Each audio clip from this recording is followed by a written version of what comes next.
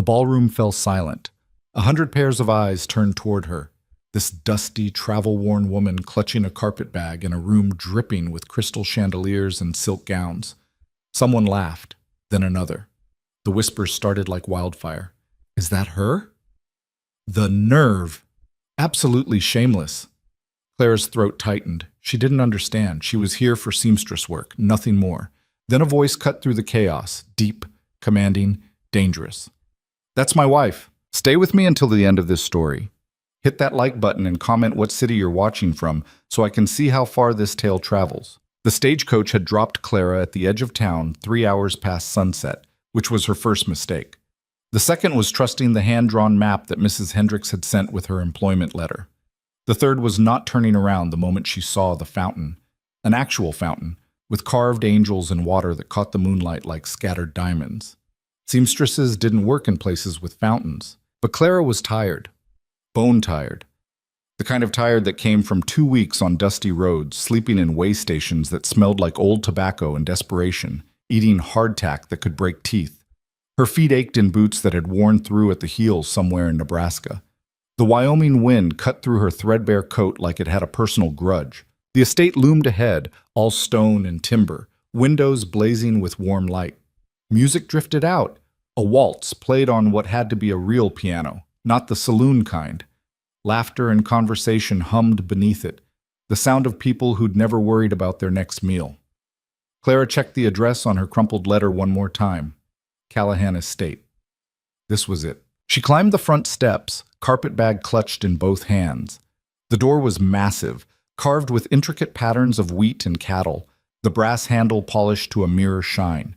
She could see her reflection in it, a ghost of a woman with hollow cheeks and hair coming loose from its pins. She knocked. No answer. The music swelled louder. She knocked again, harder. Nothing. Clara bit her lip. She'd come all this way. She had 17 cents to her name and nowhere else to go. Mrs. Hendricks had been clear in her letter. Arrive on the 20th, come to the main house, and they'd get her settled in the staff quarters before starting work in the morning.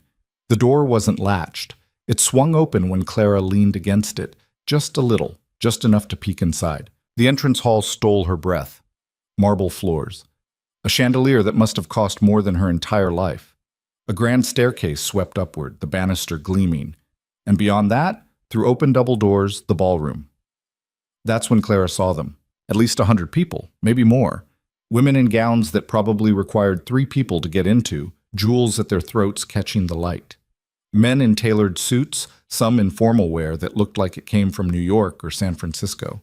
Servers moved through the crowd with silver trays of champagne and delicate foods Clara couldn't name. This wasn't a staff entrance. This was the main event. Clara stumbled backward, but her heel caught on the doorframe. She lurched forward instead, carpet bag swinging, and suddenly she wasn't in the hallway anymore. She was in the ballroom. The music stopped first, just died, mid-note, the pianist's hands freezing over the keys. Then the conversations dropped away, one by one, like candles being snuffed out. By the time Clara regained her balance, every single person in that room was staring at her. Her cheeks burned. I'm so sorry. I didn't mean to Well. A woman's voice, sharp as cut glass. She actually came. The crowd parted. A woman glided forward, and Clara understood immediately that this was someone who'd never had to ask for anything twice in her life. She was probably 50, with silver-streaked hair piled high and a dress that could have fed a family for a year. Diamonds dripped from her ears and throat. Her smile didn't reach her eyes. I must say, the woman continued, I didn't think you'd have the audacity to show your face here. But I suppose that's the point, isn't it? Clara's mind raced. Ma'am, I think there's been a misunderstanding. I'm here about the seamstress position. Laughter erupted. Not polite chuckles, but genuine, cruel laughter. A younger woman stepped forward, beautiful in a cold, sculpted way. Her dress was ice blue, probably worth more than a good horse. Oh, that's precious, the seamstress position. She looked at the older woman. Is that what they're calling it now, Mrs. Callahan? Mrs. Callahan. Clara's stomach dropped. I received a letter, Clara said, her voice smaller now. She fumbled in her bag, pulled out the worn envelope. From a Mrs. Hendricks offering employment, Mrs. Hendricks manages the household staff. The older Mrs. Callahan's lip curled. She would never invite someone like you to enter through the front door during my son's engagement celebration. Engagement celebration. Clara looked around the room again, seeing it differently now. The flowers, white roses everywhere. The cake on a table in the corner, 3 tiers tall. The couple's portrait hanging above the fireplace. A stern-looking man with dark hair and harder eyes, and the ice-blue woman standing beside Clara. "I didn't know," Clara whispered. "I'm so sorry, You'll just what?" The woman in blue stepped closer. Her perfume was overwhelming, something with jasmine that probably cost more than Clara's entire wardrobe. "Slink away? Disappear into the night? After you've already humiliated yourself and everyone here?" "Vanessa," Mrs. Callahan's voice carried a warning. But Vanessa wasn't done. She circled Clara like a predator. "Look at you, that dress, is that calico? And those boots?" She laughed, a tinkling sound that made Clara's skin crawl. "Did you honestly think you could just walk in here and, what, that Reed would choose you over me?" "I don't know anyone named Reed," Clara said. Her hands shook. She shoved them into her coat pockets to hide it. "I don't know any of you. I came for a job, nothing else." "Of course you did." Vanessa's smile was vicious. "You traveled all the way from, where was it?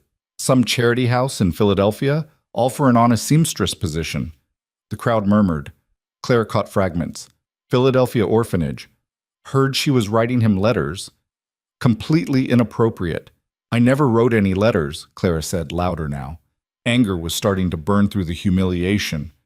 "I answered an advertisement for employment, that's all." "Really?" Mrs. Callahan pulled a folded paper from her sleeve, the gesture so smooth it had to be planned. "Then perhaps you can explain these." She unfolded it. Clara couldn't see the writing from where she stood, but she didn't need to. "My dearest Reed, Mrs. Callahan read, her voice dripping with disdain. "I count the hours until we can be together. The obstacles between us seem insurmountable, but my heart knows no bounds." She looked up. "Shall I continue?" "There are 6 more letters, each more impassioned than the last." The room spun. Clara grabbed the edge of a nearby chair. "I didn't write those," she said. "I've never written anything like that to anyone." "The handwriting matches your employment application." Mrs. Callahan's voice was final, executioner sharp. Mrs. Hendricks compared them herself. "Then someone forged—" Clara stopped. How could she prove it? She had nothing. No one here knew her. No one would believe her. Vanessa moved in for the kill. "You know what I think?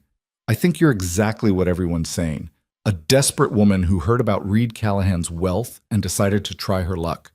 You probably thought you could show up, turn his head with some sob story, and worm your way into his life. That's not— You're a fortune hunter," Vanessa hissed. Or worse. The implication hung in the air. Clara's face burned so hot she thought she might combust. "Get out," Mrs. Callahan said, "before I have you removed." Clara nodded. She couldn't speak, couldn't breathe. She just needed to leave, to get out of this nightmare, to— "Is there a problem here?" The voice came from the back of the room, and it changed everything. The crowd shifted, creating a path. A man walked through, and Clara understood immediately why the room had gone quiet. He was tall, broad-shouldered, with dark hair that looked like it had been combed into submission against its will. His face was all hard angles, sharp jaw, straight nose, eyes the color of winter sky. He wore his formal suit like armor, uncomfortable but necessary. There was something dangerous about him, something that said he was more at home on horseback than in a ballroom. Reed Callahan. Had to be. He stopped a few feet from Clara, those cold eyes sweeping over her, the worn dress, the scuffed boots, the carpet bag clutched like a lifeline. "Reed, darling." Vanessa glided to his side, possessive fingers curling around his arm. "We were just handling an unfortunate situation." "What kind of situation?" His voice matched his appearance, rough, direct, with no pretense. Mrs. Callahan stepped forward. "This woman claims to be here for a seamstress position, despite the rather compelling evidence suggesting—" "She's not here for a seamstress position," Reed said. Clara's heart sank. Even he was going to condemn her. Mrs. Callahan smiled. "Exactly. So if you'll excuse us, we'll have Matthews escort her. She's here because I sent for her." The room went dead silent. Vanessa's fingers dug into Reed's arm. What? Reed pulled free of her grip, his expression unreadable. I sent for her. The job offer, the travel arrangements, all of it. Clara stared at him. What was he doing? Mrs. Callahan's face had gone pale. Reed, I don't understand. Why would you? Because she's my wife. The words hit like a dynamite blast. Someone dropped a glass. It shattered on the marble floor, the sound impossibly loud in the silence. You're what? Vanessa's voice climbed to a register only dogs should hear. Reed's jaw tightened. My wife. We were married 2 months ago. I sent her away temporarily to handle some business in Philadelphia, and now she's come back. That's impossible, Mrs. Callahan said. You would never. I did. Reed looked at Clara for the first time, really looked at her, and something passed between them, a desperate, silent plea. Play along. Clara didn't understand. Didn't know what game this was or why he was protecting her, but she recognized a lifeline when she saw one. She lifted her chin. Hello, Reed. Her voice came out steadier than she felt. Vanessa's face had gone from pale to crimson. This is absurd. You're engaged to me. We're supposed to announce it tonight. That engagement was my mother's arrangement, Reed said flatly. Not mine. I already had a wife. You're lying. Vanessa's composure cracked completely. You're lying to get out of marrying me, and you're using this nobody to do it. Careful, Reed said, and something in his voice made Vanessa take a step back. Mrs. Callahan recovered first. She always would. Clara could see that. Women like her bent, but never broke.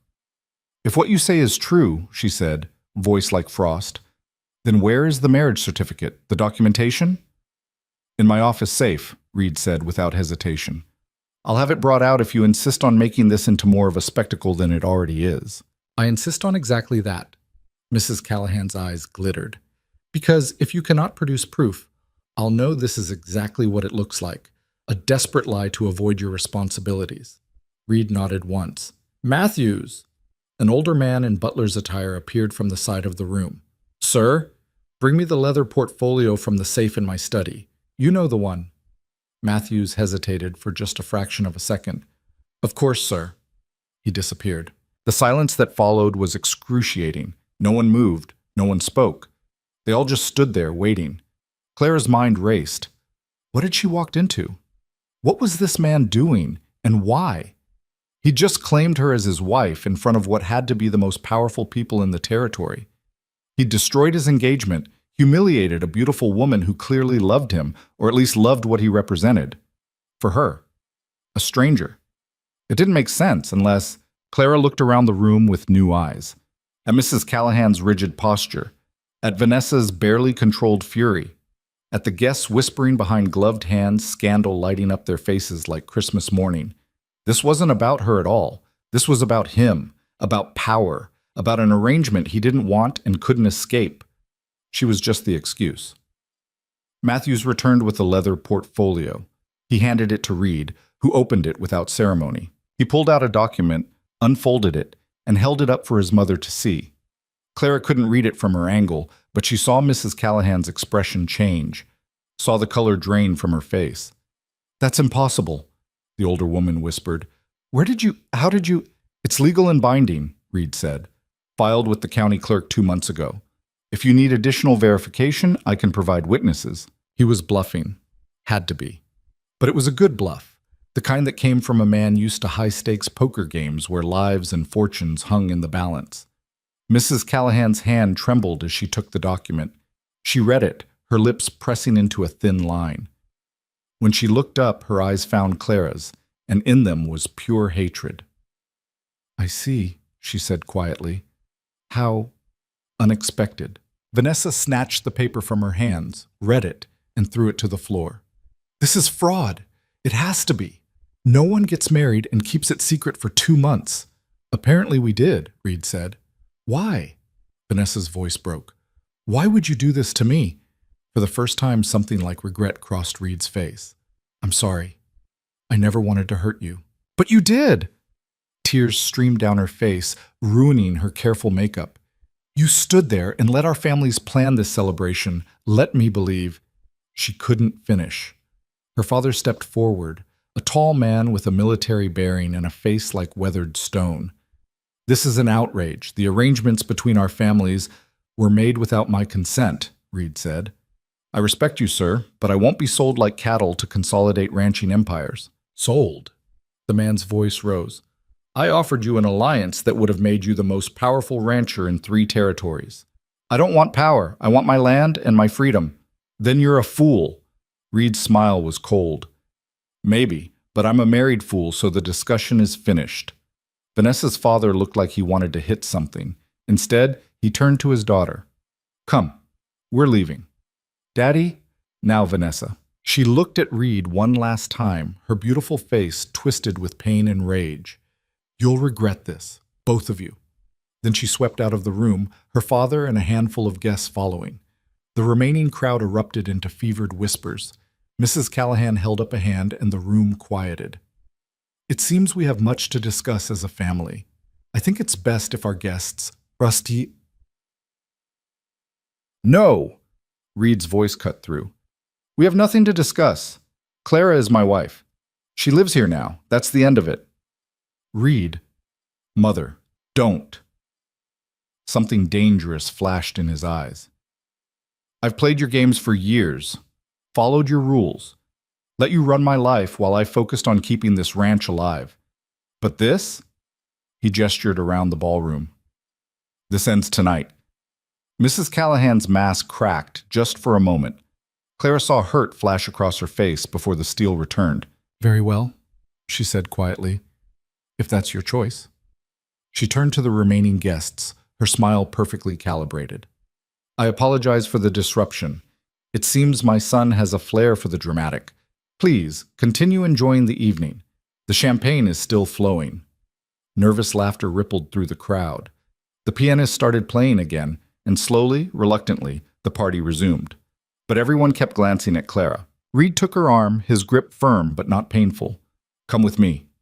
He led her out of the ballroom, down a hallway, and into a study lined with books and maps. He closed the door behind them and leaned against it, his eyes closing. That, he said, was a disaster. Clara found her voice. What did you just do? Saved you from being thrown out into the night. He opened his eyes, met hers. You're welcome.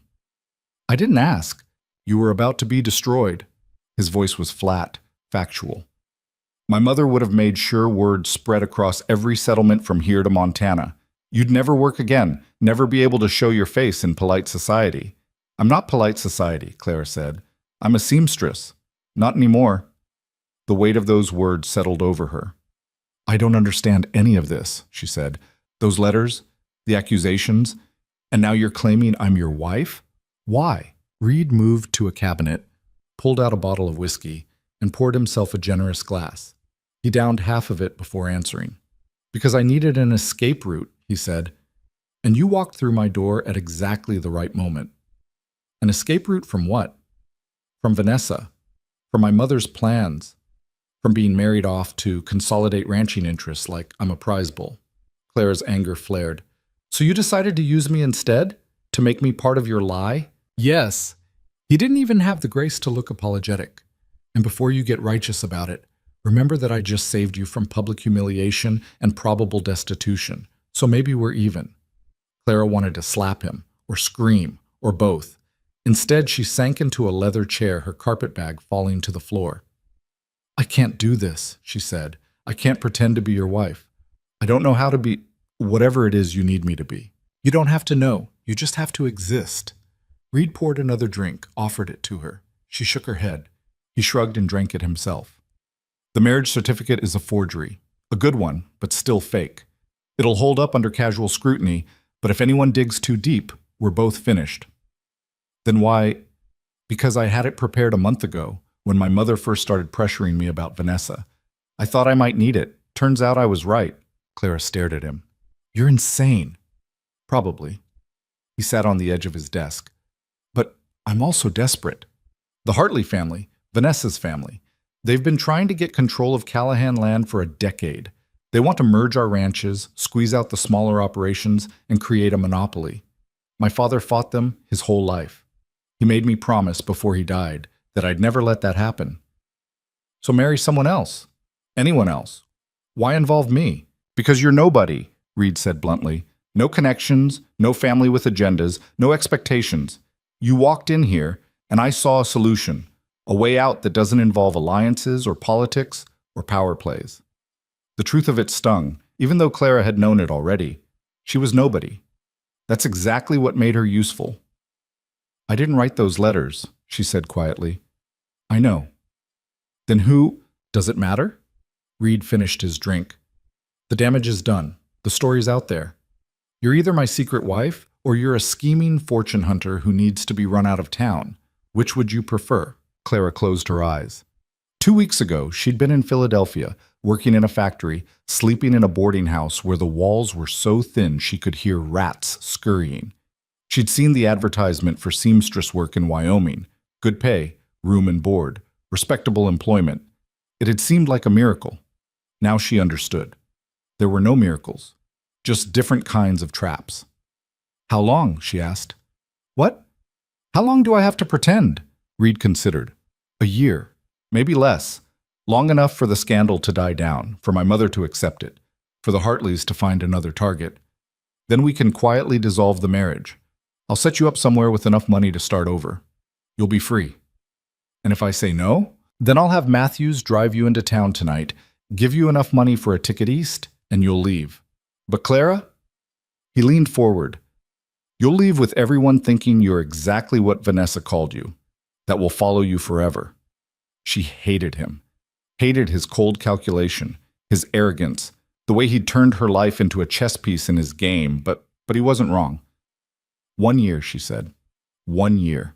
And at the end, I get enough money to start a real life, somewhere far from here. You have my word, Clara laughed bitterly. The word of a man who just lied to a room full of people. Reed's smile was sharp. Fair point. I'll put it in writing. He pulled paper from his desk, dipped a pen in ink, and started writing. His handwriting was surprisingly elegant for a rancher, all careful loops and straight lines. When he finished, he signed it and handed it to her. Clara read it. A contract, simple and direct. 1 year of service as his wife in name only. In exchange, room, board, protection, and at the end, $5,000 in safe passage to any destination she chose. $5,000. She could live on that for years, could start a business, buy a small house, have security for the first time in her life. All she had to do was lie for 12 months. I need a pen, she said. Reed handed her one. Clara Vance signed her name at the bottom of the contract, and with it, signed away any chance of a normal life. The room Reed's mother assigned her was bigger than any place Clara had ever lived. High ceilings, a 4-poster bed with actual curtains, a fireplace that worked, a private bathroom with running water that came out hot if you waited long enough. It should have felt like luxury. Instead, it felt like a prison. Mrs. Callahan had delivered Clara there personally, her smile cold and perfectly maintained. I've instructed the staff to treat you as they would any family member, she'd said, though I imagine that will take some adjustment for everyone involved. Then she'd left Clara alone with a trunk full of clothes that had been produced with suspicious speed. They fit, mostly, though they were finer than anything Clara had ever worn. Silk and soft wool and delicate lace that felt like it might tear if she breathed wrong. Someone had forged those letters. Someone had set this entire disaster in motion. But who? And why? Clara sat on the edge of the massive bed and tried to make sense of it all. But exhaustion hit her like a physical force. The adrenaline that had carried her through the confrontation, the lie, the contract, all of it drained away, leaving her hollow. She lay back on the bed, still wearing her worn calico dress, and stared at the ceiling. Tomorrow, she'd have to face the staff, the other guests, the territory full of people who now thought she was either a secret wife or a shameless schemer. Tomorrow, she'd have to learn how to be someone she wasn't. But tonight, just for a few hours, she could be nobody again. Clara closed her eyes and let the darkness take her. But she woke to shouting. For a confused moment, she thought she was back in Philadelphia, in the boarding house where fights erupted nightly over stolen food or perceived slights. Then she remembered. Wyoming, the Callahan estate, the lie. The shouting was coming from downstairs, Reed's voice and his mother's, both raised, both furious. Clara crept to her door and opened it a crack. Completely irresponsible, Mrs. Callahan's voice echoed up the stairs. Do you have any idea what you've done? I saved the ranch, Reed shot back. You humiliated me. You humiliated the Hartleys. You've made us the laughingstock of 3 territories. Better a laughingstock than controlled by them. The Hartleys are powerful, Reed. Vanessa's father won't forgive this insult. He'll come after us, after everything we've built. Let him try. A door slammed. Silence. Clara closed her own door and leaned against it, her heart pounding. She'd walked into something bigger than a simple arranged marriage. This was about power, territory, and old grudges that ran deeper than she'd imagined. And somehow, she'd become a weapon in someone else's war. The sun rose slowly over the Wyoming frontier, painting the mountains gold and red. Clara stood at her window and watched it, this strange new world she'd stumbled into. She thought about running, taking what little she had and disappearing before this got worse. But where would she go? Back to Philadelphia and factory work that destroyed hands and spirits. West to California, where she knew no one and had no prospects. At least here, she had a contract, a guarantee. $5,000 in freedom if she could survive the year. Clara dressed in one of the provided gowns, a simple day dress in pale blue that probably cost more than she used to make in 6 months. She braided her hair, pinned it up, and studied herself in the mirror. She looked different, put together, almost respectable, almost like she belonged here. But the eyes staring back at her knew the truth. She was an imposter in a silk dress, and it was only a matter of time before everyone else figured it out too. A knock at the door made her jump. Miss? Mrs. Callahan requests your presence at breakfast. Clara's stomach twisted. I'll be right there, she called. She took one last look in the mirror, straightened her shoulders, and opened the door. Time to become Clara Callahan, the secret wife. Time to survive whatever came next. The breakfast room was smaller than Clara expected, though that wasn't saying much. It still had floor-to-ceiling windows overlooking gardens that probably required a full-time staff, a table that could seat 20, and enough silver to buy a small farm. Mrs. Callahan sat at one end, reading a newspaper with the kind of focus that suggested she wasn't actually reading it at all. She didn't look up when Clara entered. Sit, she said. Clara chose a chair halfway down the table. Not too close, not too presumptuous, but not cowering at the far end either. She was learning the game already. Every choice was a statement. A young woman in a crisp black uniform appeared with coffee. She poured Clara a cup without making eye contact, her hand steady but her jaw tight. The staff had heard everything by now. Of course they had. Thank you, Clara said quietly. The woman nodded and disappeared. Mrs. Callahan finally set down her newspaper. Her eyes were the same winter sky blue as Reed's, but where his held something wild and dangerous, hers were calculated ice. I've been thinking about your situation, she said. Clara wrapped her hands around the coffee cup, grateful for something to hold. Have you? You're an intelligent woman. I can see that despite everything. So I'm going to speak plainly. Mrs. Callahan leaned forward slightly. I don't know what agreement you and my son have made, but I know it's not a real marriage. The question is, what do you want? Clara hadn't expected this. She'd braced herself for more accusations, more ice, maybe even an outright demand that she leave. I want what the contract says, she replied carefully. The contract. Mrs. Callahan's lip curled. Yes, Reed showed me that little document. Very thorough. He's always been thorough when it comes to protecting his interests. She paused. But contracts can be renegotiated. Can they? I could triple whatever he's offering you, right now. Cash and a ticket to anywhere you'd like to go. San Francisco, New York, even Europe if you prefer. All you have to do is leave today, tell everyone the marriage was a mistake, that you realized you couldn't go through with it. The offer hung in the air between them. Clara took a sip of coffee. It was perfect, rich, hot, with real cream. She'd forgotten coffee could taste like this. No, she said. Mrs. Callahan's eyebrows rose. You haven't even asked how much. Doesn't matter. I gave my word to Reed. Your word. The older woman laughed, but there was no humor in it. You've known my son for all of 12 hours. You owe him nothing. Maybe not, but I owe myself something. Clara met her eyes. I signed a contract. I keep my agreements. Something shifted in Mrs. Callahan's expression.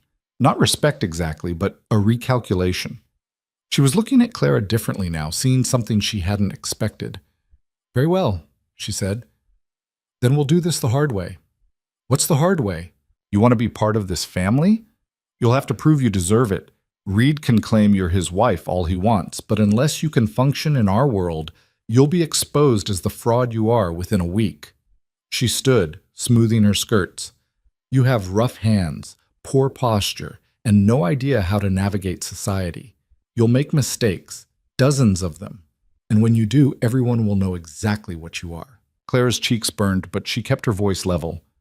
Then I'll learn not to make mistakes. We'll see.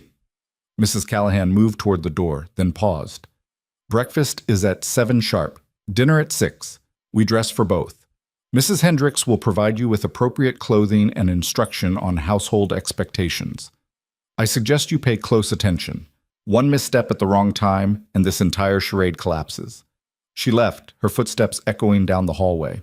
Clara sat alone in the breakfast room, her coffee growing cold, and tried to ignore the way her hands shook. The door opened again. Clara looked up, expecting another servant, but it was Reed. He'd changed from his formal wear into work clothes, denim and leather, a worn jacket, boots that had seen actual use. He looked more comfortable, more himself. I see you met my mother, he said. She offered me money to leave. Did she? Reed poured himself coffee, drank it standing. How much? She didn't say. Triple what you're offering. And? I said no. Reed studied her for a long moment. Why? Because I keep my word, and because I don't trust her. Clara set down her cup. She wants me gone, which means you need me here, so I'm staying. Something that might have been approval crossed his face. Good, because today's going to be rough. Rougher than yesterday? Much. He finished his coffee, set the cup down with more force than necessary. The Hartleys are coming back. Vanessa's father wants to discuss the situation. Formally. Clara's stomach dropped.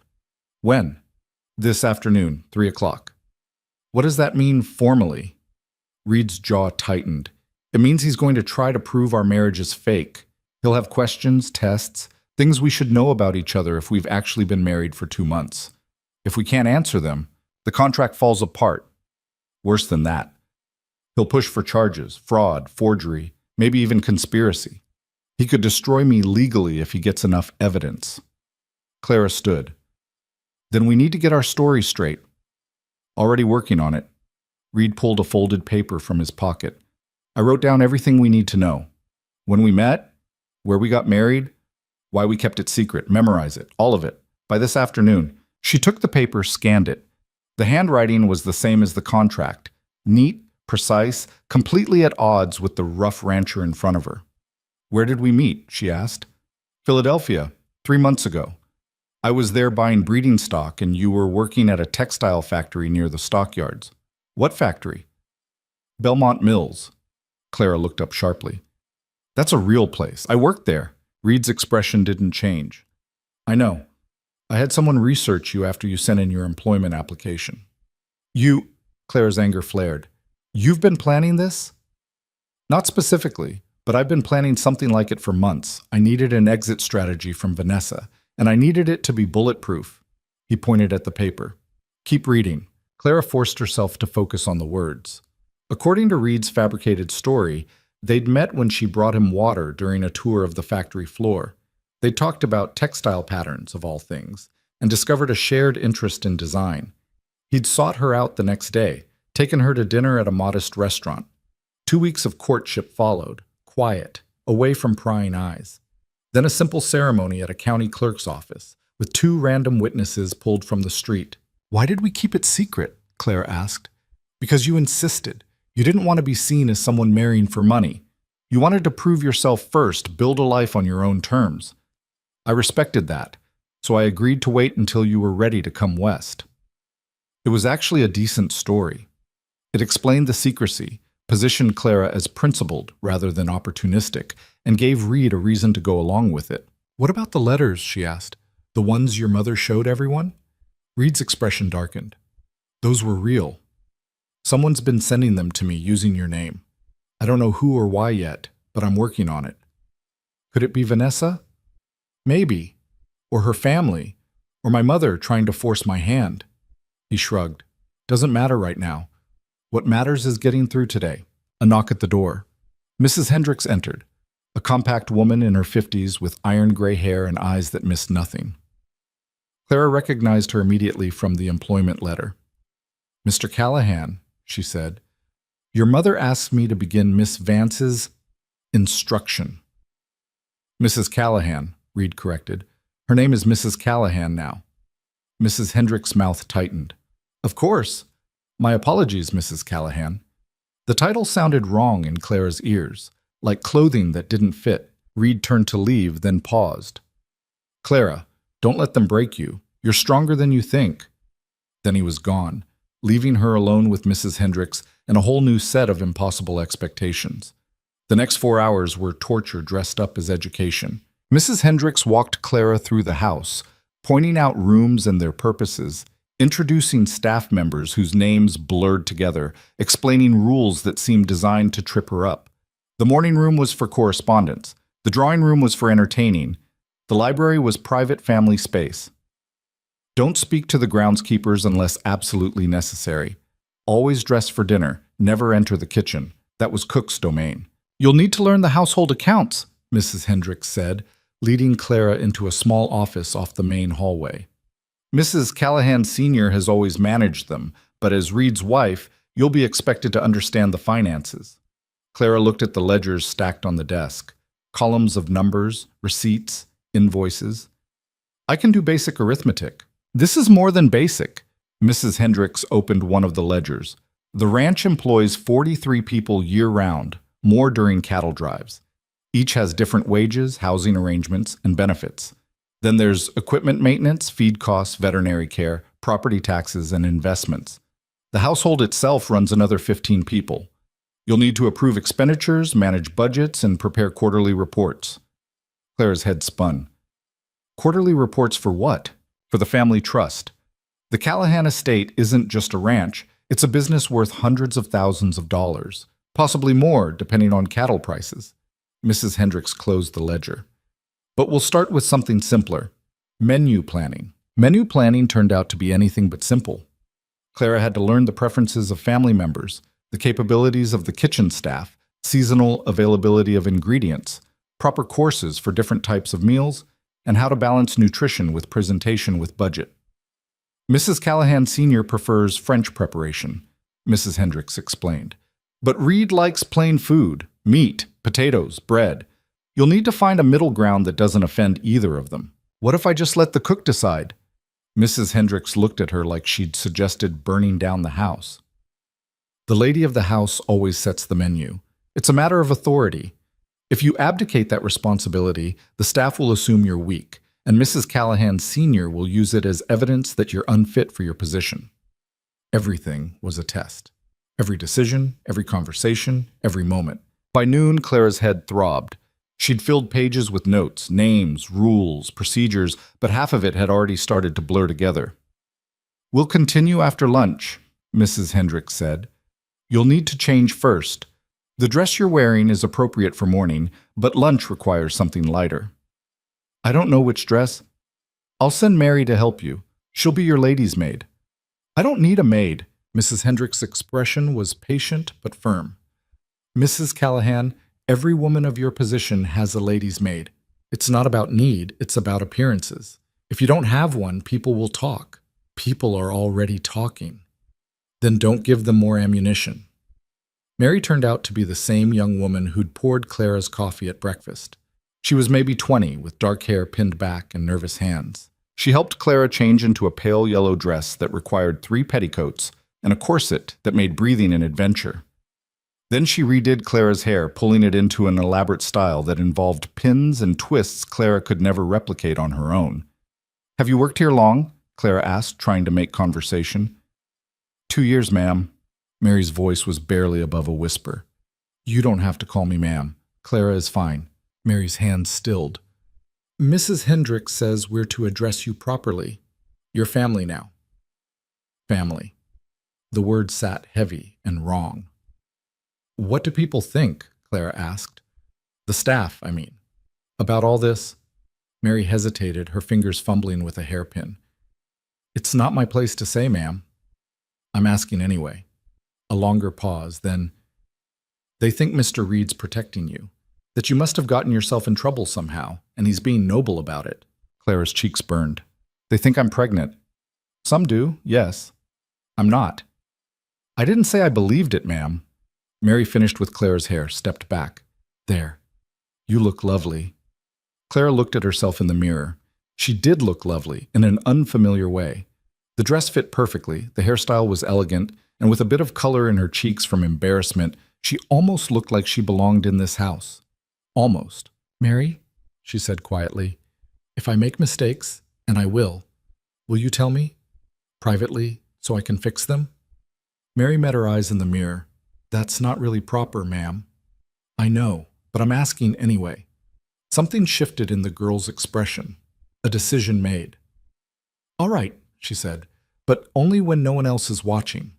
It was a small victory, but Clara would take it. Lunch was a silent affair. Just Clara and Mrs. Callahan Sr. eating delicate sandwiches and fruit that probably cost more than a week's wages. Reed was out with the ranch hands, Mrs. Hendricks had explained. He rarely ate midday meals at the house. Mrs. Callahan watched Clara like a hawk watching a rabbit. Every time Clara reached for the wrong fork or used her napkin incorrectly, those cold eyes noted it. Clara forced herself to eat slowly, to follow Mrs. Callahan's lead on which utensils to use, to keep her posture straight and her elbows off the table. It was exhausting. The Hartleys arrive at 3, Mrs. Callahan said, breaking the silence. I trust you'll comport yourself appropriately. I'll do my best. Your best may not be sufficient. She set down her fork with precision. Thomas Hartley is a shrewd man. He's built his fortune by identifying weaknesses and exploiting them. He will look for every crack in your story, every inconsistency, and when he finds them, and he will, he'll drive a wedge into them until everything splits apart. Then I won't give him any cracks. Mrs. Callahan's smile was thin. We'll see. At 2:30, Reed returned. He'd cleaned up, changed into clothes that split the difference between ranch work and formal wear. Dark trousers, a pressed shirt, a vest, but no jacket. He looked uncomfortable but determined. Ready? He asked Clara.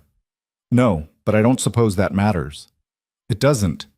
He took her arm and she felt the tension in him like a wire pulled too tight. Remember, we're in love. We've been married 2 months. Everything in that document I gave you is true.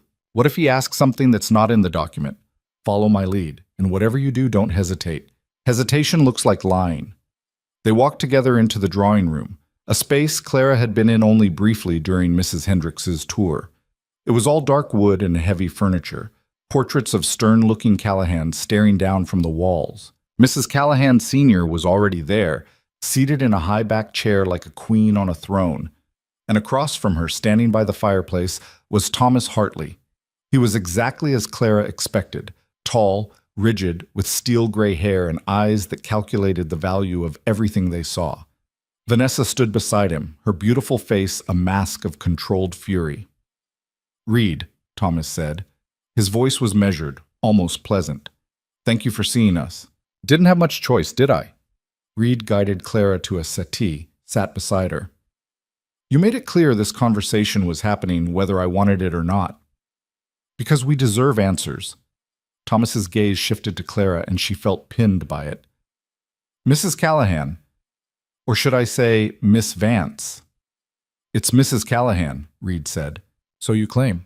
Thomas moved closer, studying Clara like she was a horse he was considering buying. Forgive my bluntness, but your appearance here has been convenient. Almost too convenient. Convenient how? Clara asked, proud that her voice didn't shake. My daughter was humiliated last night.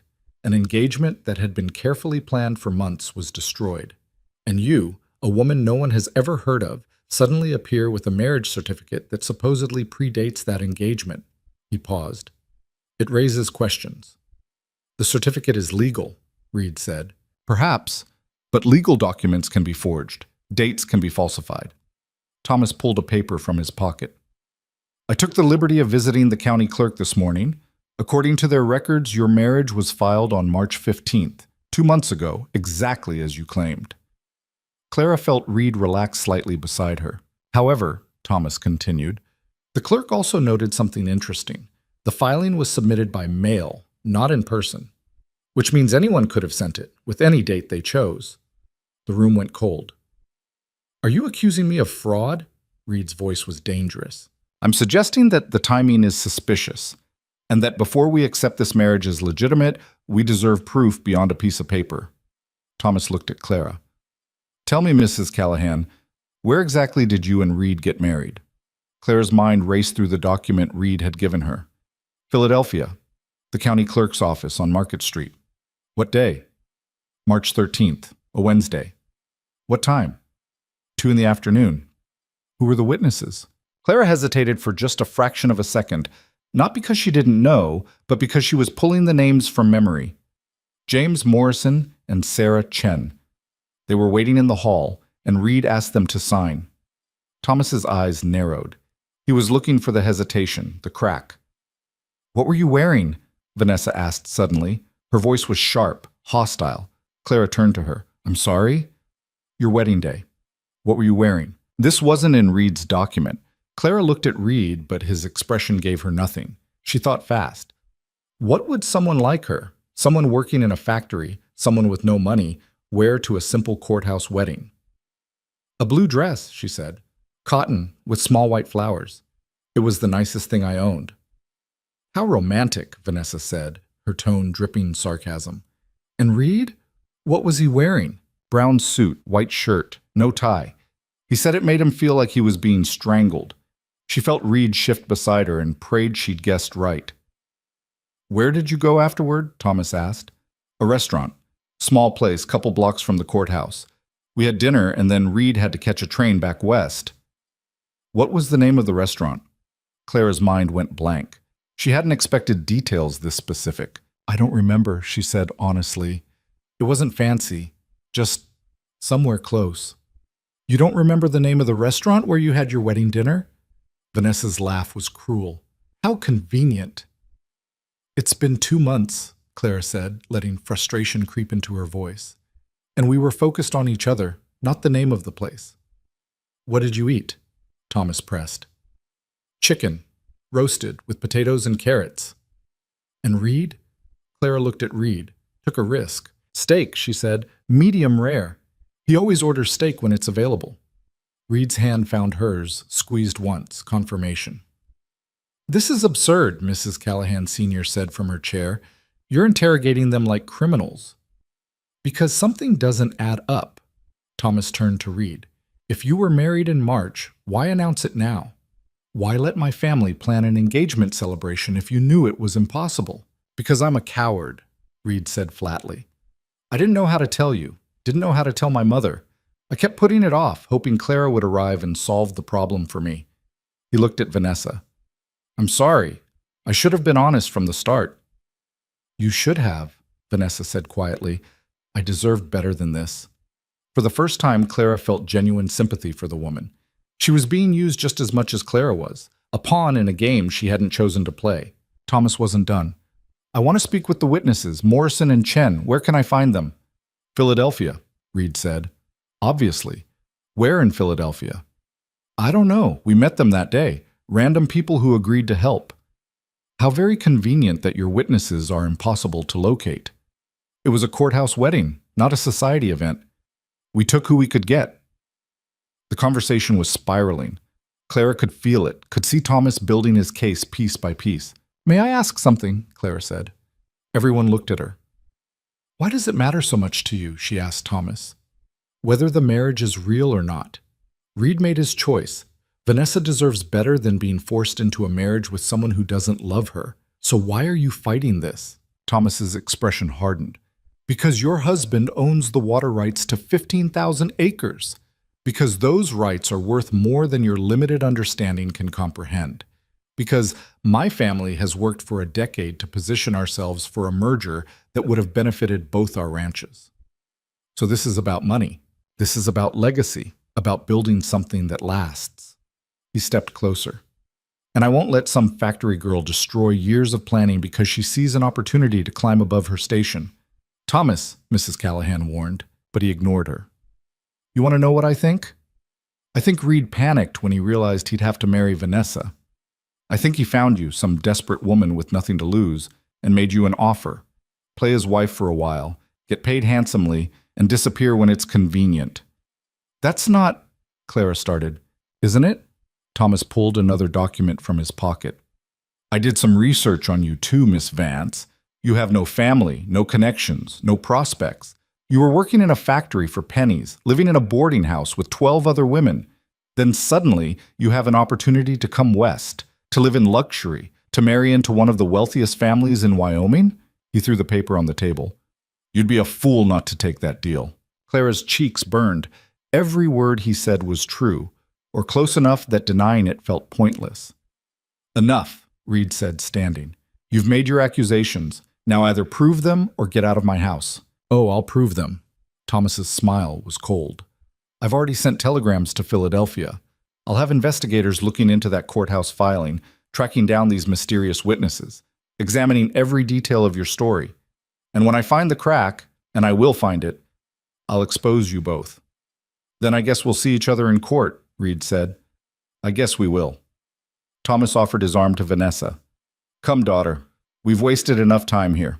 Vanessa took his arm but paused at the door. She looked at Clara, and for just a moment, the mask dropped. Clara saw pain there, and confusion, and something that might have been pity.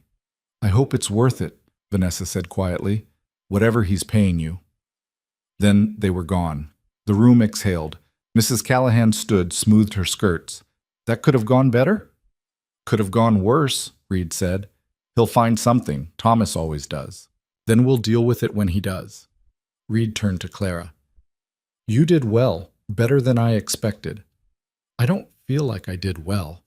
I feel like I'm about to be sick. Welcome to high society. Mrs. Callahan moved toward the door. I'll have Cook prepare something light for dinner. I suspect none of us will have much appetite. She left them alone. Reed sank back onto the settee, running his hands through his hair. I'm sorry. I didn't think he'd come at you that hard. Yes, you did. That's why you made me memorize everything. Fair point. He looked at her. The blue dress with white flowers. Where'd that come from? It's what I actually wore when I thought I was coming here to work. Seemed like something I'd wear to a wedding, too. And the steak? Lucky guess. You look like someone who eats a lot of beef. Reed laughed. Actually laughed, the sound surprising them both.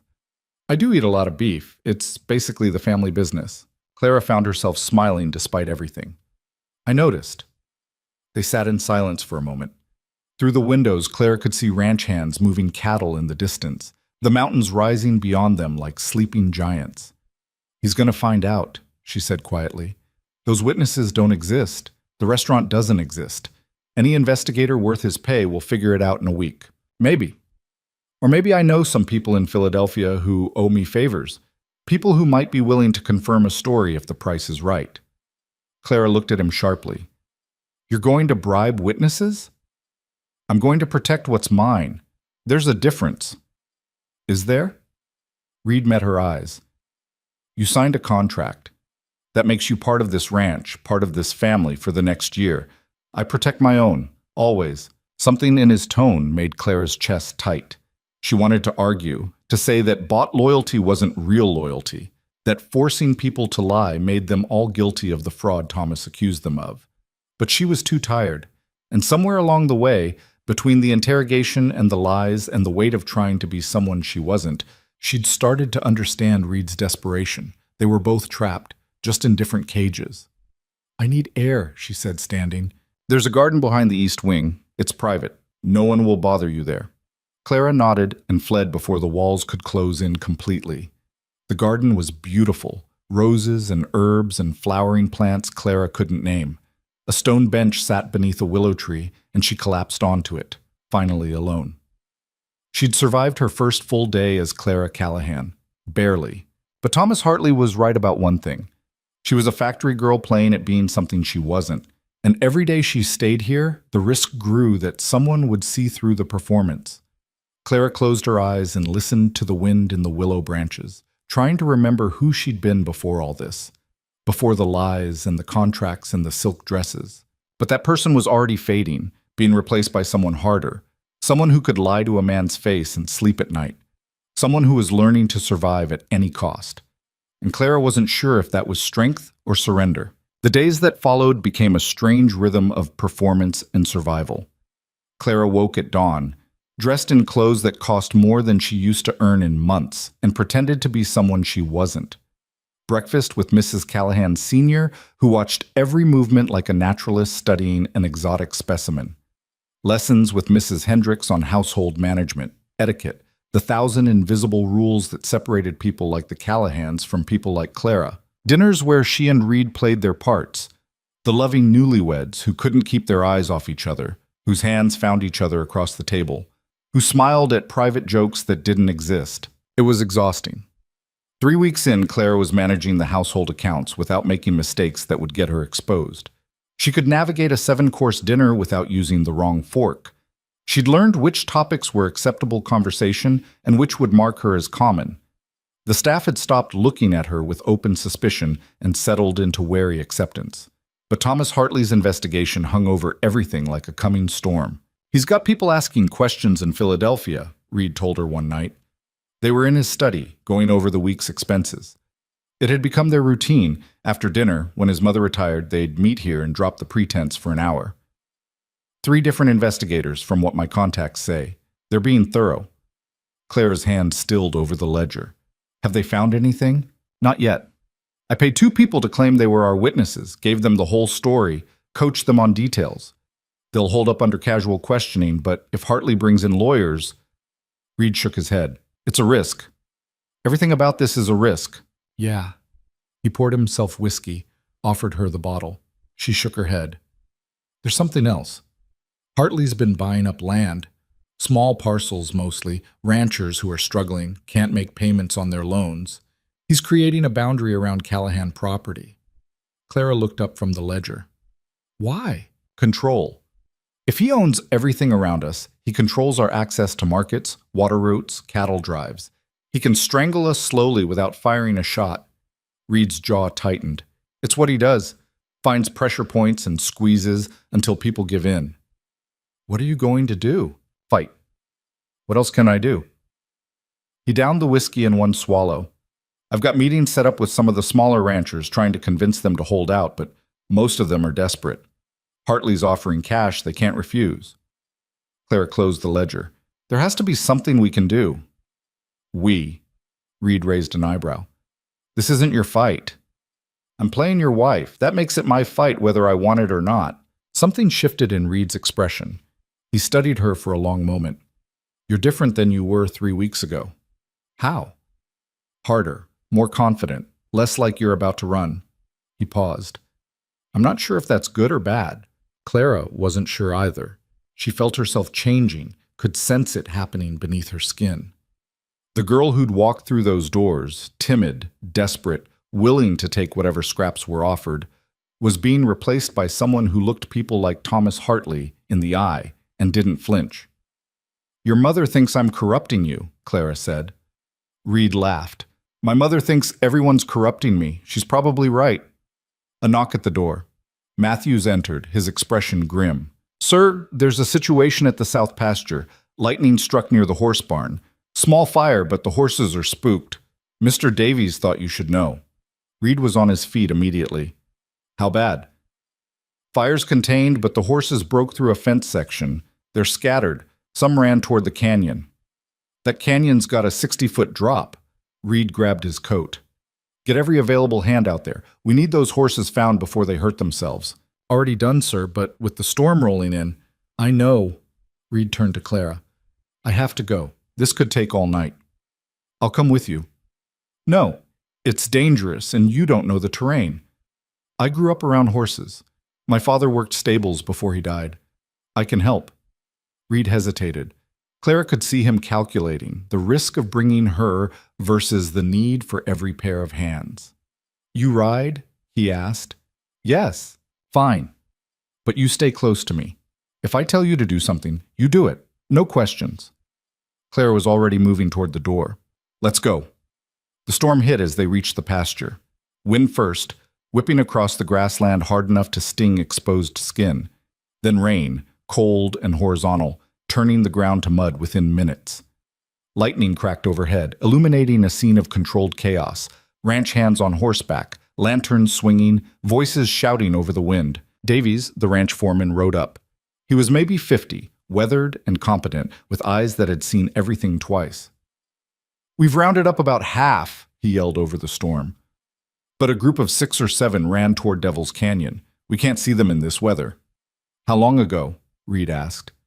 20 minutes, maybe less." Reed cursed. He turned to Clara. "Can you handle this?" He gestured to a brown mare one of the hands was holding. Clara swung up into the saddle, her expensive dress immediately soaked through and heavy. She should have changed, but there hadn't been time. "Yes." "Stay with Davies. I'm taking 3 men to the canyon." "I'm coming with you." "Clara, those horses are running scared in weather that's only getting worse. You need everyone you can get, and I told you, I know horses." She met his eyes. "I'm coming." Reed looked like he wanted to argue, but another crack of lightning made the decision for him. "Fine. Davies, you take the east search. We'll handle the canyon." They rode hard through rain that felt like needles. Clara's dress clung to her, the corset beneath making it hard to breathe, but she focused on the horse beneath her, on keeping her seat, on following Reed's silhouette through the darkness. The canyon appeared suddenly, a black slash in the earth that the lightning revealed in jagged glimpses. Reed pulled up short, the other riders clustering around him. "Spread out," he ordered. "Look for any sign they came this way. Hoof prints, broken brush, anything." Clara dismounted, led her horse along the canyon's edge. The wind was worse here, funneling through the gap with enough force to make her stagger. She kept low, scanning the ground, but the rain was washing away any tracks almost as fast as they formed. Then she heard it, a high, frightened whinny cutting through the storm. "Reed!" she shouted. "Over here!" He appeared at her side, water streaming down his face. "Where?" Clara pointed down into the canyon. Lightning flashed, and for just a second they could see. A ledge about 20 feet down, and on it, 3 horses huddled against the rock face. One was bleeding, its leg cut by something sharp. Another was a pregnant mare Clara recognized from the breeding records she'd been studying. "We can't leave them," Clara said. "We can't get down there either. Not in this storm. The rock's too slick." "Then we wait until it passes." "That mare's worth $5,000. If she goes over that edge..." "She won't." Clara was already pulling rope from her saddle. "If we can get a line down, make them feel like there's a way out, they'll stay put. Horses don't want to fall any more than we do." Reed grabbed her arm. "You're not going down there." "I'm the lightest one here, and I know how to calm a spooked horse." She shook off his grip. "We're wasting time." One of the other ranch hands spoke up. "She's right, boss. That ledge won't hold for long in this rain. Another hour, the whole thing could give way." Reed's jaw worked. Clara could see the war in his eyes, between keeping her safe and saving the horses that represented a chunk of the ranch's future. "I'll do it," she said. "Just tell me how." What followed was 20 minutes of Reed rigging a harness, explaining how she'd rappel down, what to do if the rope slipped, how to signal if she needed to be pulled up fast. His hands shook as he tightened the knots around her waist, and Clara realized with a strange shock that he was scared. Not for the horses. For her. "If anything goes wrong," he said, "you pull this cord twice, hard. We'll get you out." "Nothing's going wrong." "Clara, I've got this." She didn't, really. But she was learning that confidence and competence looked the same from the outside, and sometimes faking the first was enough to stumble into the second. The descent was terrifying. The rope bit into her waist through the soaked dress. The rock face was slick and offered no good handholds, and the wind kept slamming her against the stone hard enough to bruise. But Clara kept her eyes on the ledge below, on the horses who needed her to not panic. Her feet touched down.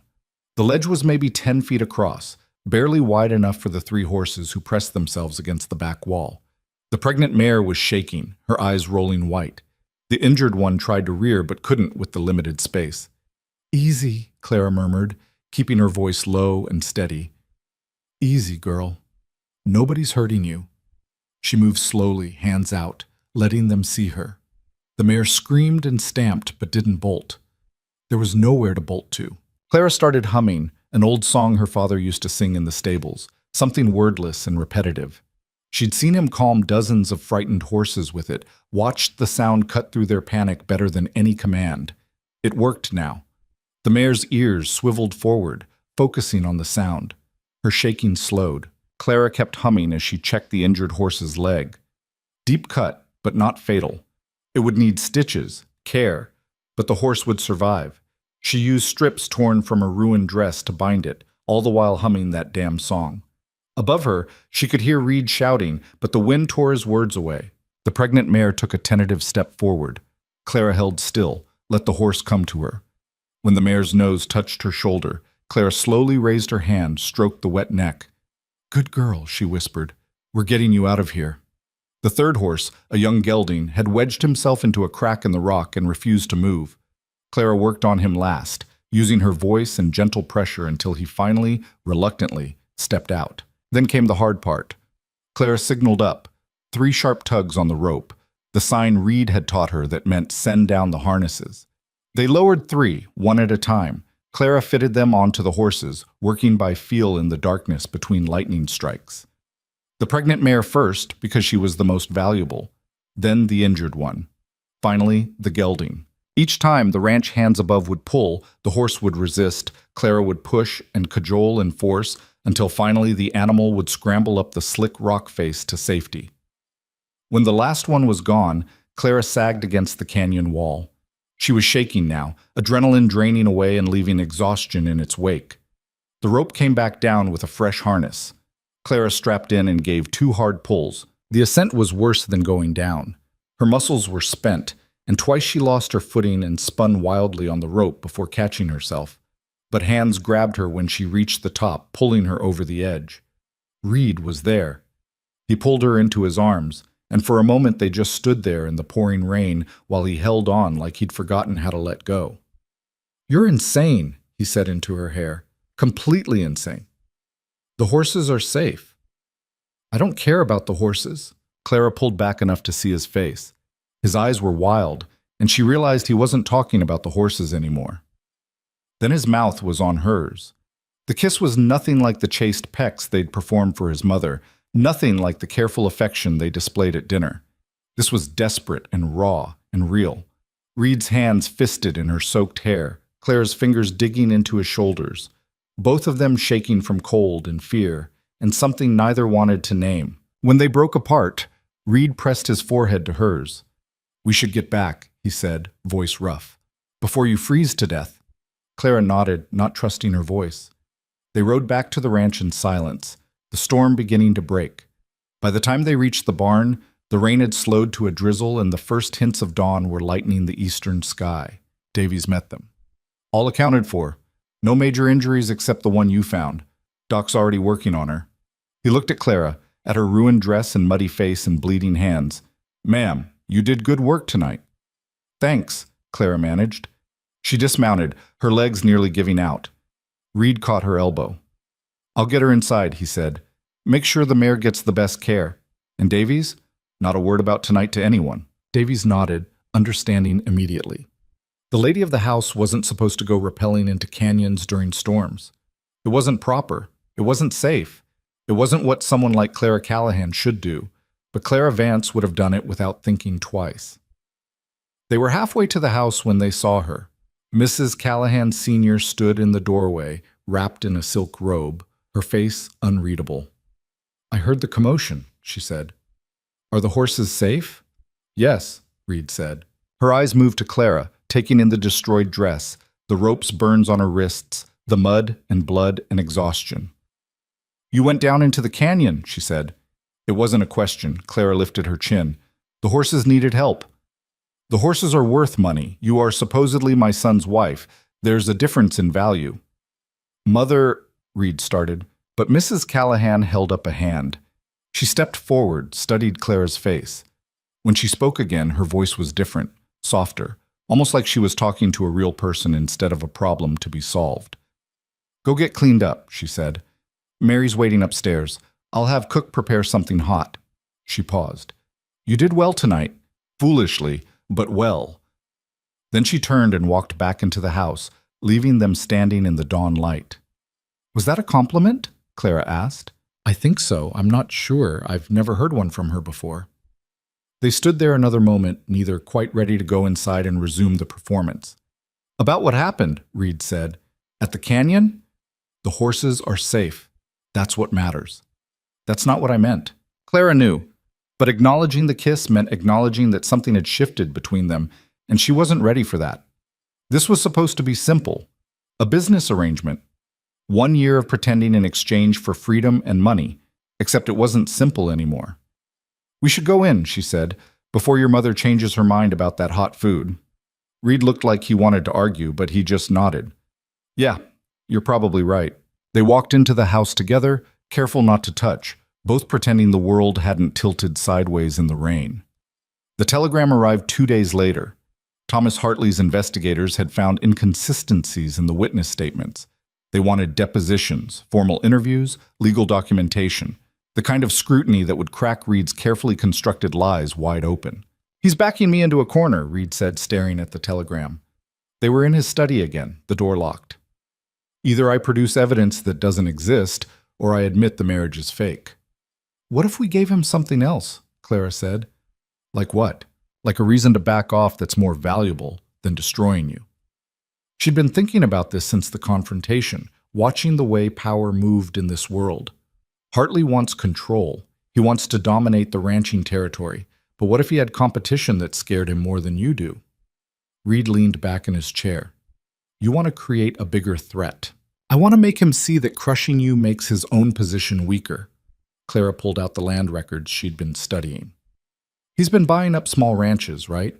Creating a stranglehold. But those ranchers sold because they were isolated, powerless. What if they weren't? You want to organize them. An association, a coalition, something that gives them collective bargaining power." Clara spread the maps out. "Look, there are at least 20 small operations within 50 miles.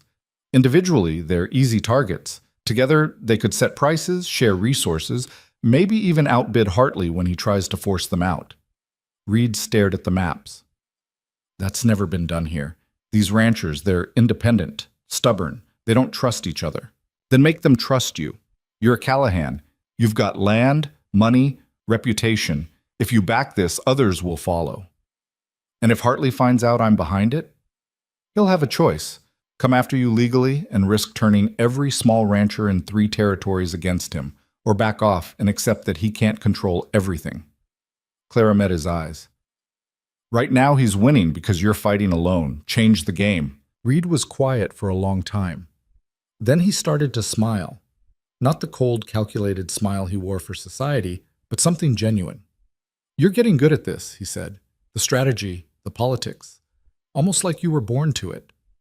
Or like I'm desperate enough to learn." Clara started rolling up the maps. "When do we start?" "We? You need someone these ranchers will actually talk to. Someone who isn't a Callahan, who doesn't make them feel like they're being absorbed into your empire." She paused. "Someone like me." Reed looked at her differently now. Clara could feel it, the shift in how he saw her. Not as the desperate factory girl he'd rescued, not as the convenient lie he'd purchased. As a partner. "All right," he said. "We start tomorrow. Davies knows most of these men. We'll have him set up meetings, and you'll do the talking." "Me?" "You said it yourself. I'm a Callahan. That name carries weight, but it also carries threat. You're an outsider. That makes you neutral ground." Reed stood, walked to the window. "Besides, after what you did in that canyon, word's spreading. People are curious about you." "What kind of word?" "That Reed Callahan's mysterious wife isn't what anyone expected. That you've got nerve." He glanced back at her. "Davies told the story to a couple of the hands. By now, half the territory probably knows you climbed into a canyon during a lightning storm to save horses." Clara's stomach flipped. "I thought you told him not to say anything." "I told him not to say anything to anyone in the house. I never said anything about the bunkhouse, the saloons, or the general store. Reed's smile was calculating now. Sometimes the best way to control a story is to let it spread naturally. People believe gossip more than they believe announcements. You used me. I used the truth. You did something remarkable. Now we leverage it. Clara should have been angry, should have felt manipulated, turned into another chess piece in Reed's constant maneuvering, but she wasn't, because she was starting to understand the game, and more than that, she was starting to get good at playing it. Fine, she said. Set up the meetings. I'll do the talking. But Reed? She waited until he looked at her. Next time you plan to turn me into a legend, warn me first. Where's the fun in that? Despite herself, Clara smiled. The first meeting was with Jacob Brennan, who ran a struggling cattle operation 40 miles east. Reed and Clara rode out at dawn, just the two of them. Mrs. Callahan had raised objections. It wasn't proper for them to travel alone, even if they were married. But Reed had shut her down with a look. The Brennan ranch was smaller than Clara expected. The house weathered and in need of repair. Jacob himself was maybe 40, with the kind of lean hardness that came from too much work and not enough food. He met them in the yard, rifle resting casually in the crook of his arm. Callahan, he said, didn't expect to see you out this way. Jacob. Reed dismounted, helped Clara down. This is my wife, Clara. Jacob's eyes swept over her, assessing. Heard about you? Heard you're not what you seem. Depends on what people think I seem like, Clara said. A brief smile flickered across Jacob's face. Fair enough. Come inside. Coffee's hot. They sat at a rough wooden table while Jacob's wife, a thin woman with worry lines carved deep, poured coffee that was more chicory than bean. I know why you're here, Jacob said. Hartley made me an offer last month. Good money for land that's breaking my back to keep. Are you going to take it? Reed asked. Don't know yet. Depends on whether I've got a better option. Jacob looked at Clara. Word is, you've got ideas about that. Clara set down her cup. I've been looking at the numbers, at how Hartley operates. He's not just buying land, he's buying isolation. Every rancher he squeezes out makes the others weaker. Eventually, you're all alone with no bargaining power. Tell me something I don't know. What if you weren't alone? What if 20 ranchers pooled resources, set collective prices, shared equipment and labor during drives? Clara pulled out the papers she'd prepared. You'd have negotiating power. Hartley couldn't pick you off one by one. Jacob looked at the papers but didn't touch them.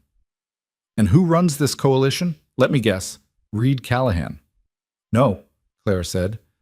It's democratic. One ranch, one vote. The Callahans get the same say as everyone else. Then why would Reed back it? Because crushing Hartley helps everyone, including us. Clara leaned forward. Look, I'm not going to pretend this is charity. Reed benefits if Hartley's stopped. But so do you. So does every small rancher who's barely hanging on.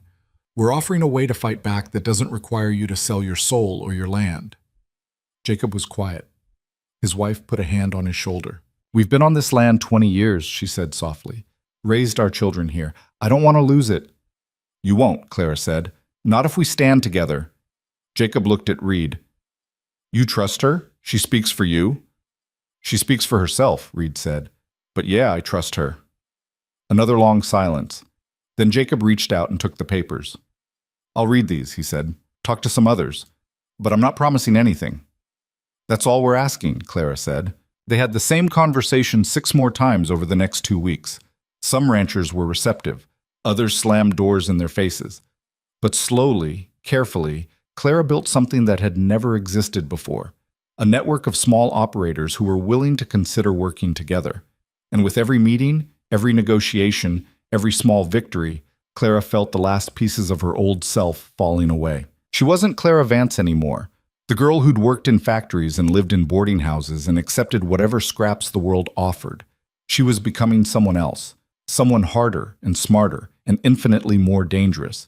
Someone who scared her a little, but someone who could survive. The breaking point came on a Thursday.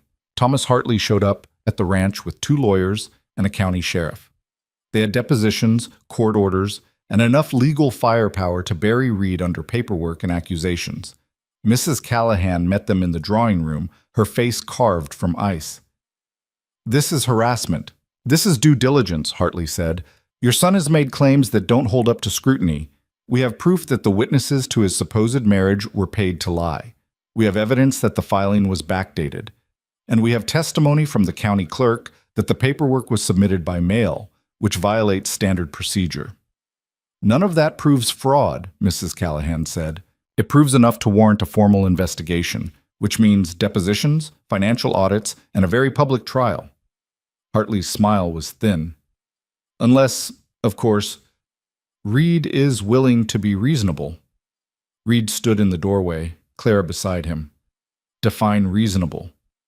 Admit the marriage is fake, annul it quietly, and reconsider the merger with my family that would have happened if you hadn't pulled this stunt. So you want me to prove you right, destroy Clara's reputation, and hand you control of my water rights. Anything else? Don't be dramatic. I'm offering you a way out that doesn't involve jail time. Clara felt Reed tense beside her. She put a hand on his arm, felt the muscle coiled tight beneath her fingers. No, Reed said. I'm sorry? No, we're not annulling anything. We're not admitting anything. And we're sure as hell not merging with you. Reed stepped forward. But here's what we are going to do. We're going to fight you. In court, in business, in every way that matters. And when we're done, you're going to wish you'd taken the loss and moved on. Hartley's expression darkened. You can't win this fight, boy. Watch me. The sheriff stepped forward. Mr. Callahan, I have orders to bring you in for questioning. You can come willingly, or I can make this official. Clara's mind raced. If Reed went with them, if he submitted to depositions without preparation, Hartley's lawyers would tear him apart. They'd find every inconsistency, every crack in the story, and by the time they were done, Reed would be facing criminal charges. She made a decision. The marriage is real, Clara said. Everyone turned to look at her. Clara, Reed started. It's real, she repeated, louder now. I know everyone has doubts. I know the circumstances look suspicious. But Reed and I got married in Philadelphia 2 months ago because we loved each other, and we kept it quiet because I wasn't ready to face this world. That's the truth. Hartley laughed. You expect us to believe that? I don't care what you believe. I know what's real. Clara looked at the sheriff. You want depositions? Fine. I'll answer every question you have. I'll submit to interviews, background checks, whatever you need. But you're not taking my husband anywhere without proper legal representation. The sheriff shifted uncomfortably. Ma'am, I have my orders, and I have rights. We both do. If you want to question Reed, do it with his lawyer present. If you want to accuse us of fraud, file formal charges, and we'll see you in court. But you're not dragging him away like a criminal based on Thomas Hartley's vendetta. Reed stared at her. She could see surprise there, and something else. Something that looked almost like pride. Hartley's smile faded. You're making a mistake. Probably. I'm good at those. Clara crossed her arms. But I'm Reed's wife, which means his fights are my fights. So either arrest us both or get out of our house. The silence that followed was absolute. Finally, the sheriff cleared his throat. I'll need to consult with the county attorney. This isn't quite how I expected things to go.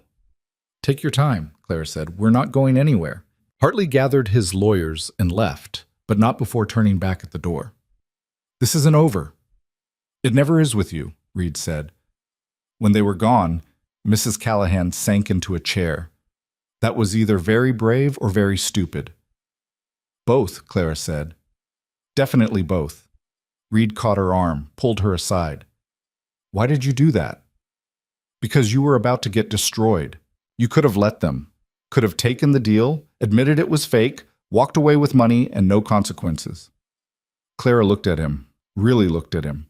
At the man who'd saved her from humiliation that first night, who'd given her a chance when no one else would, who'd kissed her in the rain like the world was ending.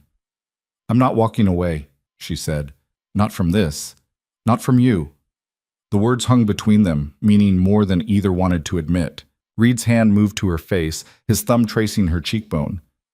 Clara Vance, he said quietly. What the hell are you doing to me? The same thing you're doing to me. He kissed her then, and it was different from the canyon. Slower, deliberate. A choice instead of a reaction. When they broke apart, Reed pressed his forehead to hers. We're really doing this, aren't we? Fighting Hartley. Risking everything.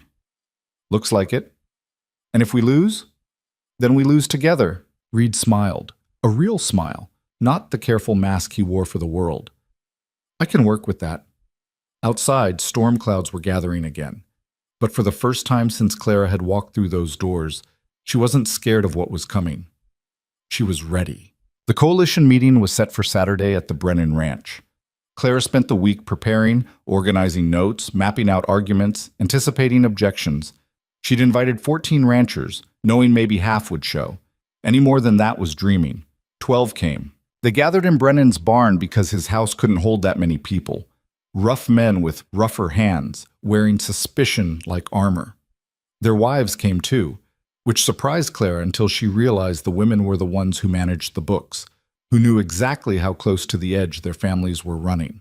Clara stood at the front, acutely aware that she was the youngest person in the room by at least a decade, that her dress probably cost more than some of these families made in a month, that she'd been in Wyoming less than 2 months and was about to tell people who'd lived here their whole lives how to save their land.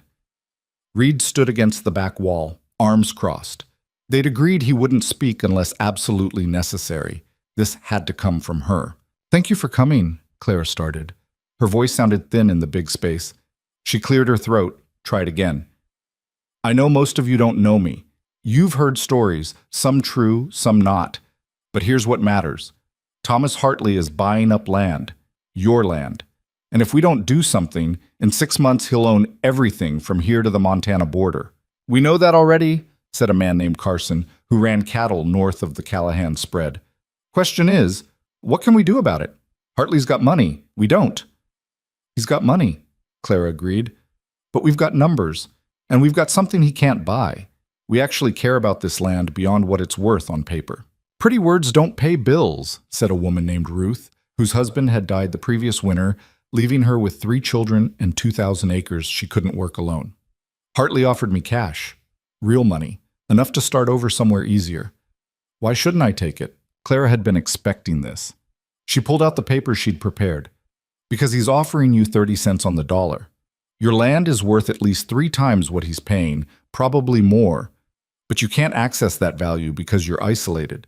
You can't get your cattle to market without crossing Hartley land, which means he sets the toll fees. You can't negotiate fair prices with buyers because you're one small voice against his empire." "So what's your solution?" Carson asked. "A rancher's cooperative. We pool resources, share equipment, coordinate cattle drives. We negotiate as a block with buyers, which means better prices for everyone. We establish shared grazing rights so no one rancher bears the full cost of maintaining land." Clara spread her papers on a hay bale. "I've drawn up a basic framework. Each ranch maintains independence, but we work together on the things that matter: shipping, sales, supply purchasing." Jacob Brennan stepped forward, studied the papers. "And who runs this cooperative?" "We all do. One ranch, one vote, regardless of size. The Callahans don't get more say than anyone else." "Why would Reed agree to that?" Ruth asked, eyes narrowing.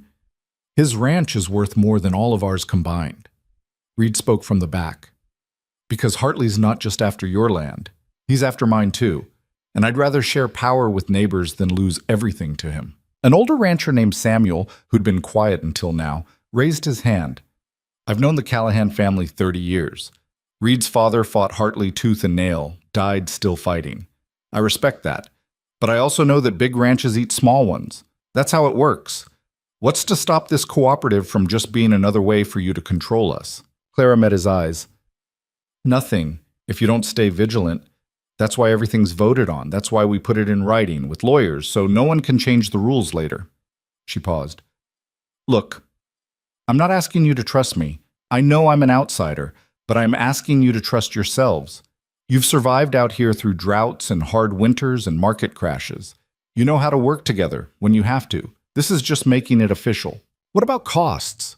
asked a younger rancher named Tim. "Setting this up, running it, that takes money we don't have." "Initial costs are covered by the Callahan Ranch," Clara said. "Legal fees, administrative setup, first-year operating expenses. After that, the cooperative funds itself through a small percentage of each sale. The numbers are in the proposal." Carson shook his head. "Why? Why would Reed bankroll this?" "Because it's an investment," Reed said, "in destroying Hartley's monopoly and making sure small ranchers survive. And yeah, in protecting my own interests.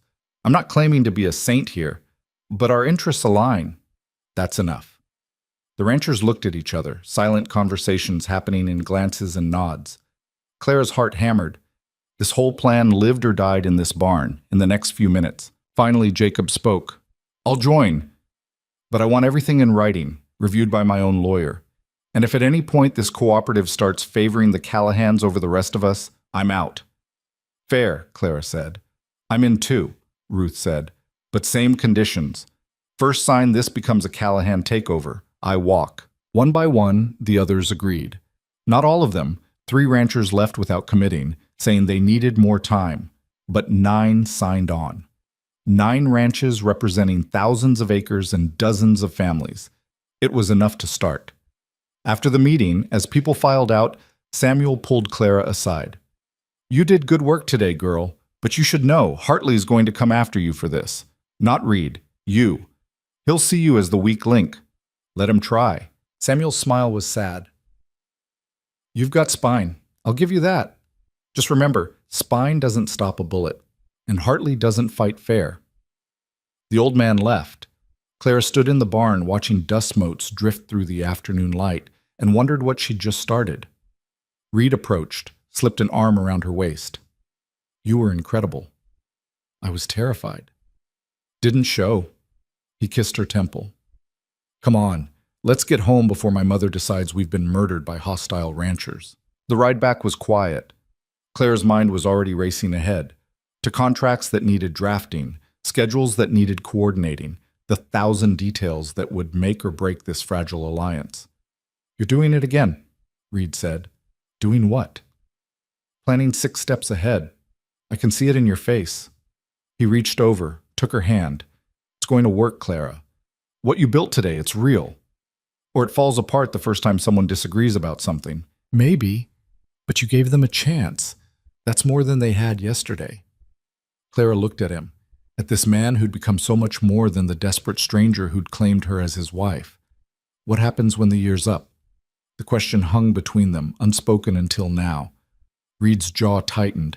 I don't know. The contract says, I know what the contract says. His hand squeezed hers. But things are different now. We're different.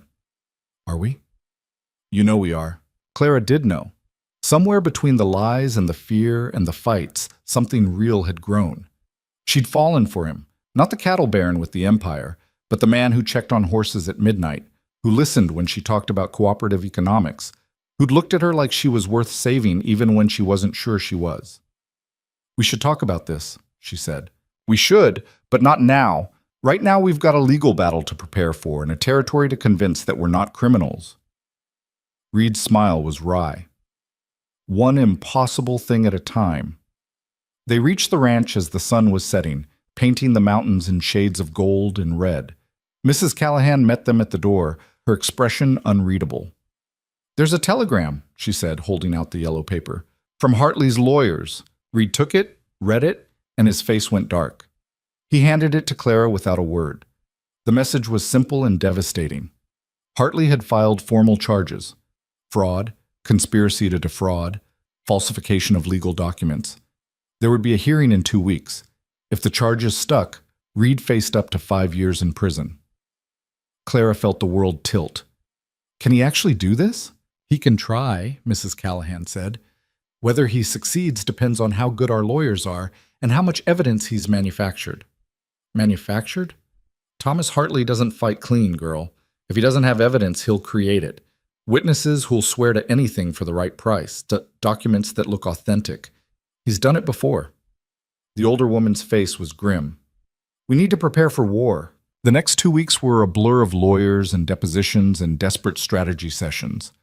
Reed's attorneys were good, expensive and experienced, but even they looked worried when Hartley's evidence kept piling up. Affidavits from people claiming Clara had asked them to forge documents. Bank records showing suspicious payments. A letter allegedly written by Clara to a friend back east, bragging about tricking a rich rancher into marriage. It's all fake, Clara said, staring at the letter that bore her name in handwriting that wasn't quite hers.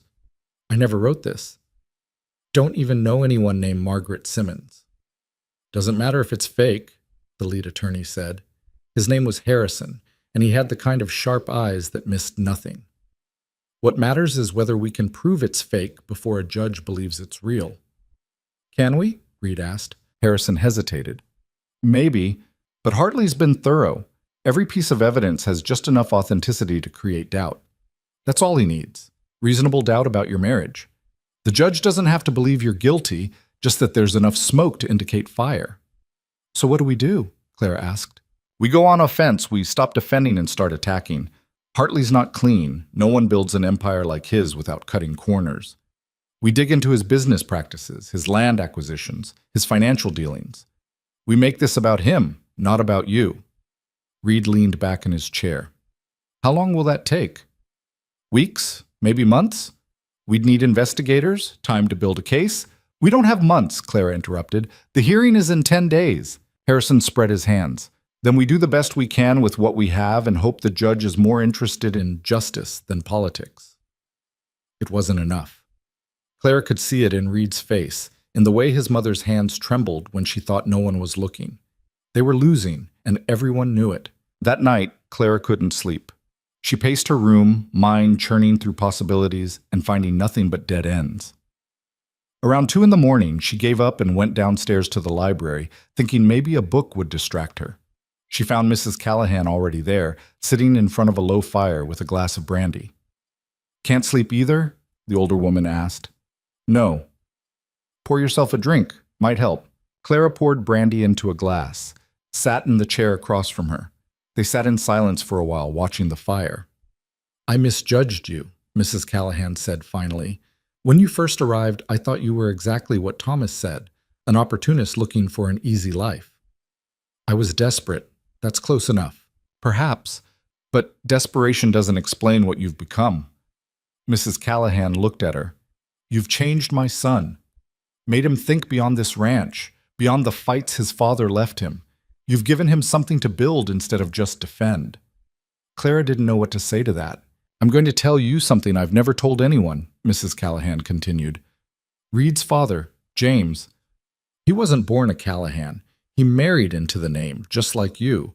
His family was nobody, and mine was everything. My father fought the marriage for years. What changed his mind? He died. And by then, James had proven himself 100 times over. But those first years, she shook her head. They were hell. Every mistake was proof he didn't belong. Every success was dismissed as luck. It took a decade before people stopped seeing him as an interloper. Why are you telling me this? Because you don't have a decade. Hartley's going to try to destroy you in 10 days, and if he succeeds, he destroys Reed too. Mrs. Callahan set down her glass. So I'm asking, what are you willing to do to stop him? Clara met her eyes. Anything. Even if it means admitting the marriage was a lie? The question hit like a punch. What? What if the only way to save Reed is to take the fall yourself? Claim you deceived him, that he was innocent in all this, that you were the architect of the fraud.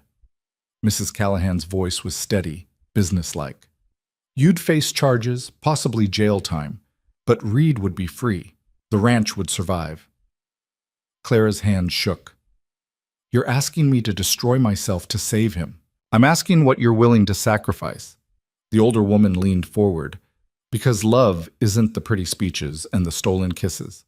It's the choice you make when everything's on fire and someone has to burn. I won't do it.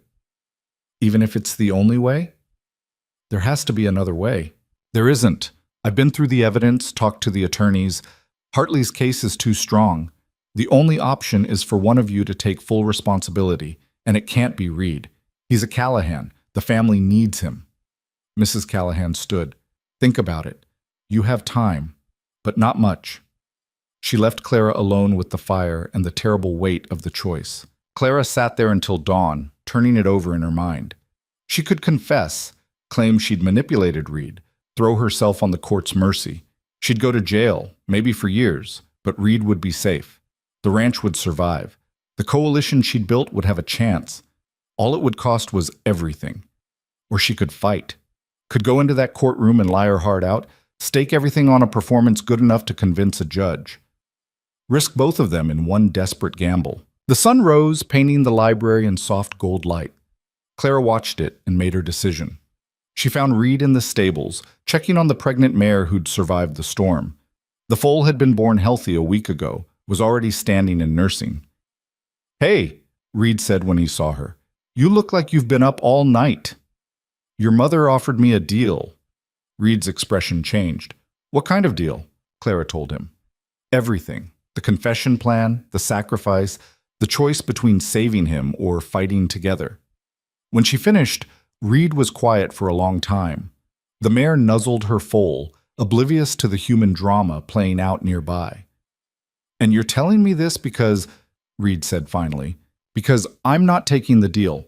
I'm not confessing to something I didn't do, and I'm not letting you face this alone." Clara stepped closer. "We fight together, or we go down together.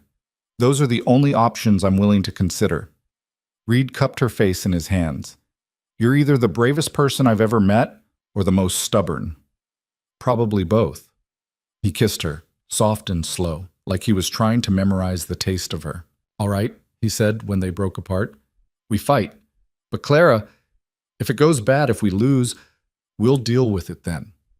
I need you to promise me something." "What?" "If they convict us, if we're both facing prison, you'll let me claim I coerced you, that I forced you into this arrangement. I'll say whatever it takes to get you a lighter sentence." "No." "Clara, no." She grabbed his shirt, pulled him close. "I'm done being saved. I'm done being the victim who needs rescuing.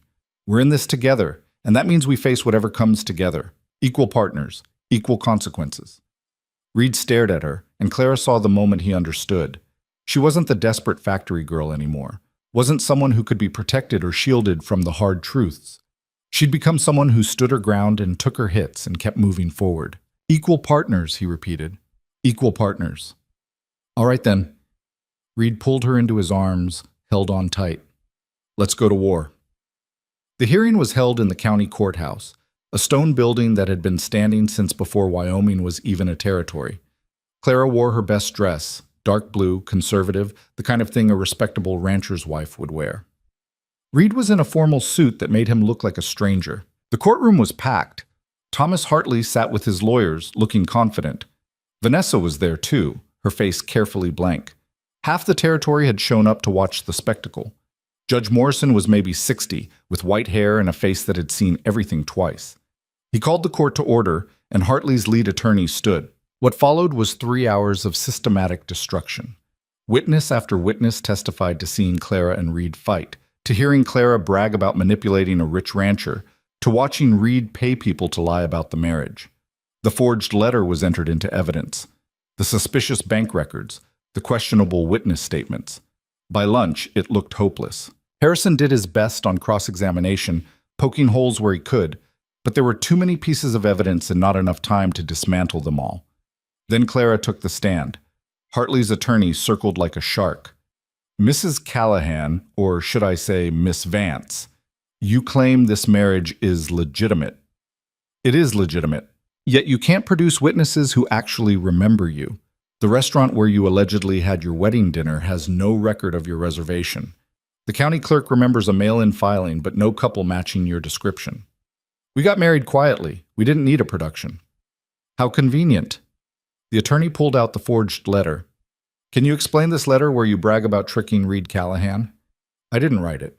"It's your handwriting. It's similar, but it's not mine. Someone forged it." "Someone forged an entire letter, complete with personal details, just to frame you?" "Yes." "That seems unlikely, doesn't it?" Clara looked directly at Thomas Hartley. "Not if someone was willing to pay enough for it." The courtroom stirred. Hartley's face remained neutral, but something flickered in his eyes. The attorney pressed harder, trying to trip her up on dates and details, but Clara stuck to her story. She didn't embellish, didn't cry or plead, just answered every question with the same steady certainty. When it was Harrison's turn, he was brief. "Mrs. Callahan, why did you marry Reed?" "Because I loved him." "And do you still?" Clara looked at Reed, at the man who'd saved her, who'd believed in her, who'd become her partner in every way that mattered. "Yes," she said. "I love him more than I thought it was possible to love anyone." It wasn't a legal argument. It wasn't evidence, but it was truth, raw and unadorned, and the courtroom felt it. Harrison called Reed next. The questions were similar: dates, details, the story they'd rehearsed 100 times. But then Harrison went off script. "Mr. Callahan, did you pay people to pose as witnesses to your marriage?" The courtroom went silent. It was the question everyone had been waiting for, the one that could destroy everything. Reed looked at the judge. "Yes." Gasps rippled through the gallery. Clara's heart stopped. "Why?" Harrison asked calmly, like he'd expected this. "Because my original witnesses couldn't be found. James Morrison moved to California. Sarah Chen died in a factory fire. I panicked. I thought if I could just produce people who'd confirm the story, it would buy time to find real proof." Reed's voice was steady. "It was stupid and illegal, and I'm not proud of it. But it doesn't make the marriage fake. It just makes me desperate." "Desperate enough to forge a marriage certificate?" "No, that certificate is real. The marriage is real. Everything else, the paid witnesses, the defensive lies, that came after, when Thomas Hartley decided to destroy us." Hartley's attorney was on his feet. "Objection! The defendant is making unfounded accusations. Mr. Hartley is not on trial here," Harrison said. "But his actions are relevant. He's been systematically buying up ranches, forcing out competitors. And when Reed Callahan refused to be bought, he decided to destroy him legally instead." "That's absurd," Hartley's attorney sputtered. "Is it?" Harrison pulled out a folder. "I have documents showing land purchases made by Hartley Enterprises at well below market value. I have testimony from ranchers who were threatened with financial ruin if they didn't sell. I have evidence of price fixing, illegal toll fees, and monopolistic practices that would make railroad barons blush." He spread the papers on the defense table. Clara stared at them, shocked. Where had he gotten all this? "This case isn't about whether Reed Callahan's marriage is real," Harrison said. "It's about a powerful man using the legal system to crush a competitor. And the evidence, the real evidence, not forged letters and paid testimony, proves it." The judge held up a hand. "That's enough. I'll review all evidence in my chambers and issue a ruling within the week." He looked at Reed. "Mr. Callahan, you've admitted to serious crimes here today. I could hold you in contempt." "I know, Your Honor. Why confess to something that could destroy you?" Reed looked at Clara. "Because I'm tired of lying. Because whatever happens, I want it to be based on truth, not another layer of deception." He turned back to the judge. "My marriage to Clara is real. Everything I did to defend it, the paid witnesses, the desperate measures, that was me trying to protect something that matters more than land or money or reputation. If that's a crime, I'll accept the punishment. But don't let Thomas Hartley use this court to steal what he couldn't buy." The judge was quiet for a long moment. Then he nodded. "Court is adjourned." Outside the courthouse, Clara and Reed stood on the steps while journalists shouted questions and cameras flashed. Reed's hand found hers, held tight. "That was either brilliant or suicidal," Clara said. "Probably both." "Where did Harrison get all those documents?" "I have no idea, but remind me to give him a raise." They walked to the carriage, heads high, and drove back to the ranch through a gauntlet of stares and whispers. Mrs. Callahan was waiting in the drawing room. She looked at Reed for a long moment, then did something Clara had never seen before. She smiled. "Your father would have been proud," she said quietly. "That was the most Callahan thing I've ever seen, confessing to crimes just to make a point." "Did I just destroy us?" Reed asked. "Maybe. Or maybe you just saved us in a way I didn't think was possible." She looked at Clara. "You both did." The week that followed was agony. Every day brought new speculation in the newspapers, new rumors about what the judge would decide. The ranchers in the coalition sent messages of support, but Clara could feel their nervousness. If Reed went to prison, the whole alliance would collapse. Finally, on Thursday, the ruling came. Judge Morrison had reviewed all evidence and found it inconclusive. The marriage certificate appeared legitimate, though questions remained about certain procedural details. Reed's admission of paying false witnesses was troubling but understandable given the circumstances. Thomas Hartley's business practices warranted further investigation. Therefore, the charges were dismissed with a warning. If any further evidence of fraud emerged, the case would be reopened. In the meantime, both parties were instructed to cease their legal warfare and focus on legitimate business. It wasn't a complete victory, but it wasn't a loss either. That night, the ranch celebrated. Staff brought out bottles of wine that had been saved for special occasions. Davies and the ranch hands raised glasses to Reed and Clara. Even Mrs. Callahan allowed herself a small smile. Clara stood on the porch, watching the stars come out over the mountains, and felt something she hadn't felt in months. Hope. Reed found her there. You all right? Better than all right. We won, Reed. We actually won. We survived. That's not quite the same thing. Close enough for me. She turned to face him. What happens now? Now we build. The coalition, the ranch, everything we've been planning. He paused. And we figure out what we are to each other. I thought we already knew. The contract expires in 9 months. We need to decide if we're staying together because we have to or because we want to. Clara looked at this man, her fake husband who'd become her real partner, her business arrangement who'd become the person she couldn't imagine living without. I already know my answer, she said. Yeah? Yeah. Reed pulled her close, and they stood there on the porch, watching the night settle over their land, their empire, their future. Whatever came next, they'd face it together. Not because a contract said so, but because they'd chosen each other again and again until the choice became as natural as breathing. The euphoria of winning lasted exactly 3 days. On Monday morning, Clara was going over the cooperative's first quarterly projections when Davies knocked on the study door. His face had the look of a man delivering bad news. Ma'am, we've got a problem with the water rights. Clara looked up from the ledgers. What kind of problem? Hartley's diverted the Eastern Creek, built a dam on his property, redirecting flow away from our pastures and the Brennan spread. Davies twisted his hat in his hands. Legal, technically, since it's his land, but it cuts off water to about 4,000 acres. How long until that becomes critical? We've got reserves for maybe 2 weeks. After that, we'll have to move cattle or watch them die of thirst. Clara's stomach dropped. Hartley hadn't accepted defeat. He'd just changed tactics. Instead of destroying them in court, he'd destroy them with geography and property rights. Reed appeared in the doorway, already dressed for riding. He'd heard. How bad? Bad enough. He's cutting off the lifeline to 3 ranches in the coalition. Clara stood, her mind already racing through options. Can we dig wells? Not fast enough, Reed said. And the water table's too deep in that area anyway. We'd need weeks and equipment we don't have. Then we need to either negotiate with Hartley or find another source. Hartley won't negotiate. He's making a point. Reed's jaw tightened. He's showing everyone that even if we won in court, he still controls the territory.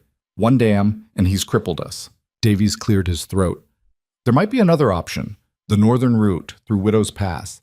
There's a stream that runs year-round, feeds into the valley. If we could get permission to run cattle through there, that's Morrison territory, Reed interrupted. Samuel Morrison. He's 80 years old and hasn't let anyone cross his land in 40 years. Then we convince him, Clara said. What's our alternative? Watch the coalition collapse because Hartley cut off our water? Reed looked at her for a long moment. Samuel doesn't like outsiders. Doesn't trust change.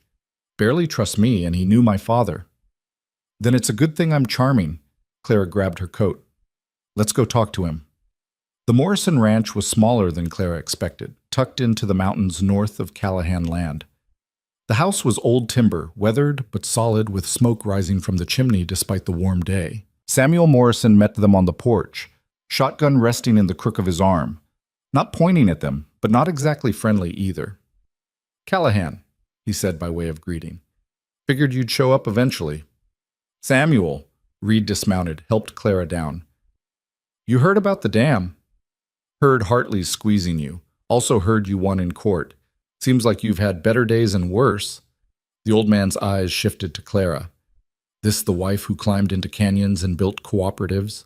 This is Clara, Reed said. Samuel studied her with the kind of attention that missed nothing. You don't look like much. But then, my wife didn't either when I married her, and she turned out to be tougher than boot leather. Come inside. I don't conduct business on porches.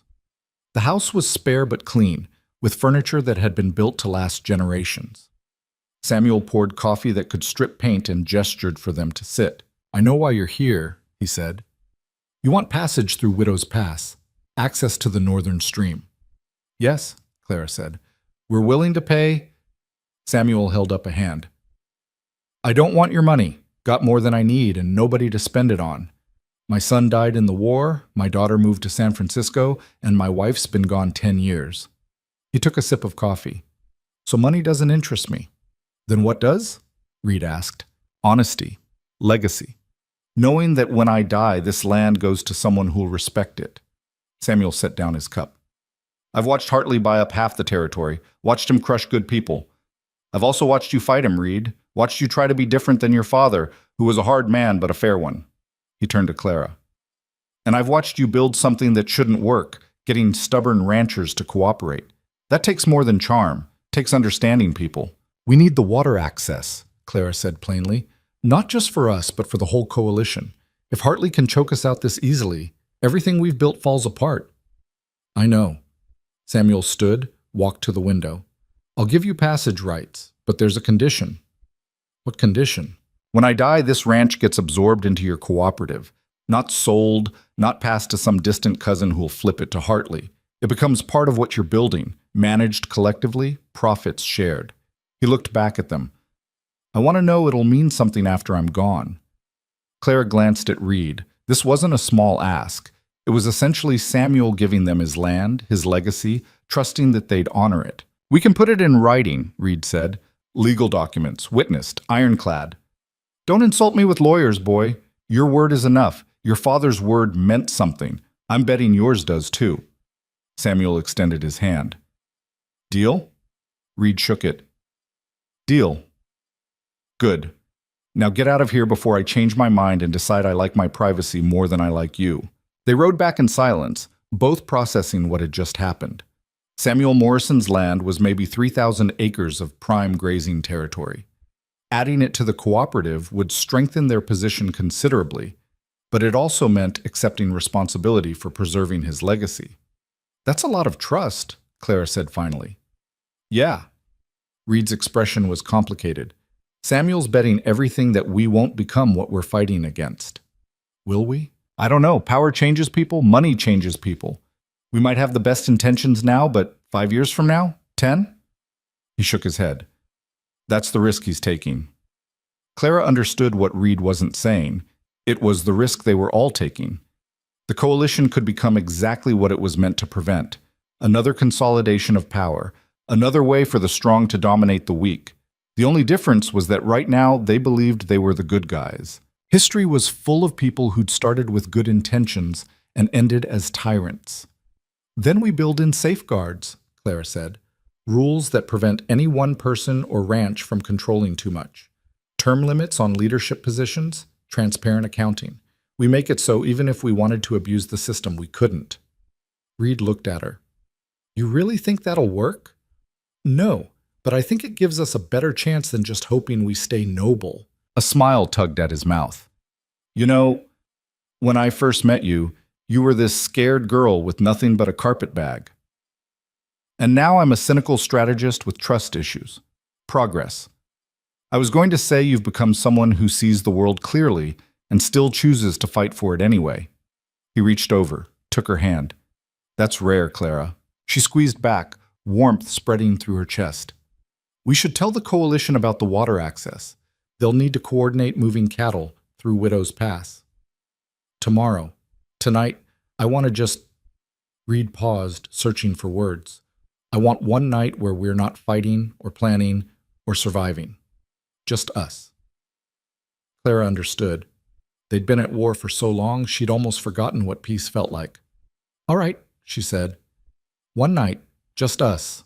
That evening, they had dinner alone. No Mrs. Callahan, no staff hovering, no business discussions. Just two people eating food that was probably too fancy and drinking wine from the cellar that Reed's father had been saving for special occasions. What do you think he'd say? Clara asked. Your father. About all of this. Reed considered. Probably that I'm an idiot for picking fights I can't win and a bigger idiot for trusting people. He smiled. But he'd also say, I'm a Callahan and Callahans don't back down. So he'd be proud and exasperated in equal measure. Your mother's come around. She actually smiled at me yesterday. That's just her face adjusting to not scowling. Give it time. Reed poured more wine. She told me she offered you a deal to take the fall and save me. She did. And you said no. Of course I said no. I'm not a martyr, Reed. I'm just someone who refuses to be destroyed quietly. Clara met his eyes. Besides, saving you would have meant losing you. That seemed like a bad trade. Reed reached across the table, took her hand. The contract expires in 8 months. I know. We should probably talk about that. Probably. Clara's heart was beating faster now. This was it. The conversation they'd been avoiding. The one that would define what came next. Reed stood, pulled her to her feet, and led her to the window overlooking the valley. The sun was setting, painting everything in gold and shadow. When I first made that contract, he said, I thought I was buying a solution to a problem. A year of pretending, and then we'd both move on with our lives. And now? Now I can't imagine this place without you. Can't imagine making decisions without arguing with you first. Can't imagine... He stopped, turned to face her fully. I don't want this to end, Clara. The contract, the arrangement, whatever we're calling it. I want you to stay. Not because of an agreement or money or necessity, because you choose to. Clara's throat tightened. She'd been a lot of things in her life. Desperate, scared, angry, determined. But she'd never been chosen before.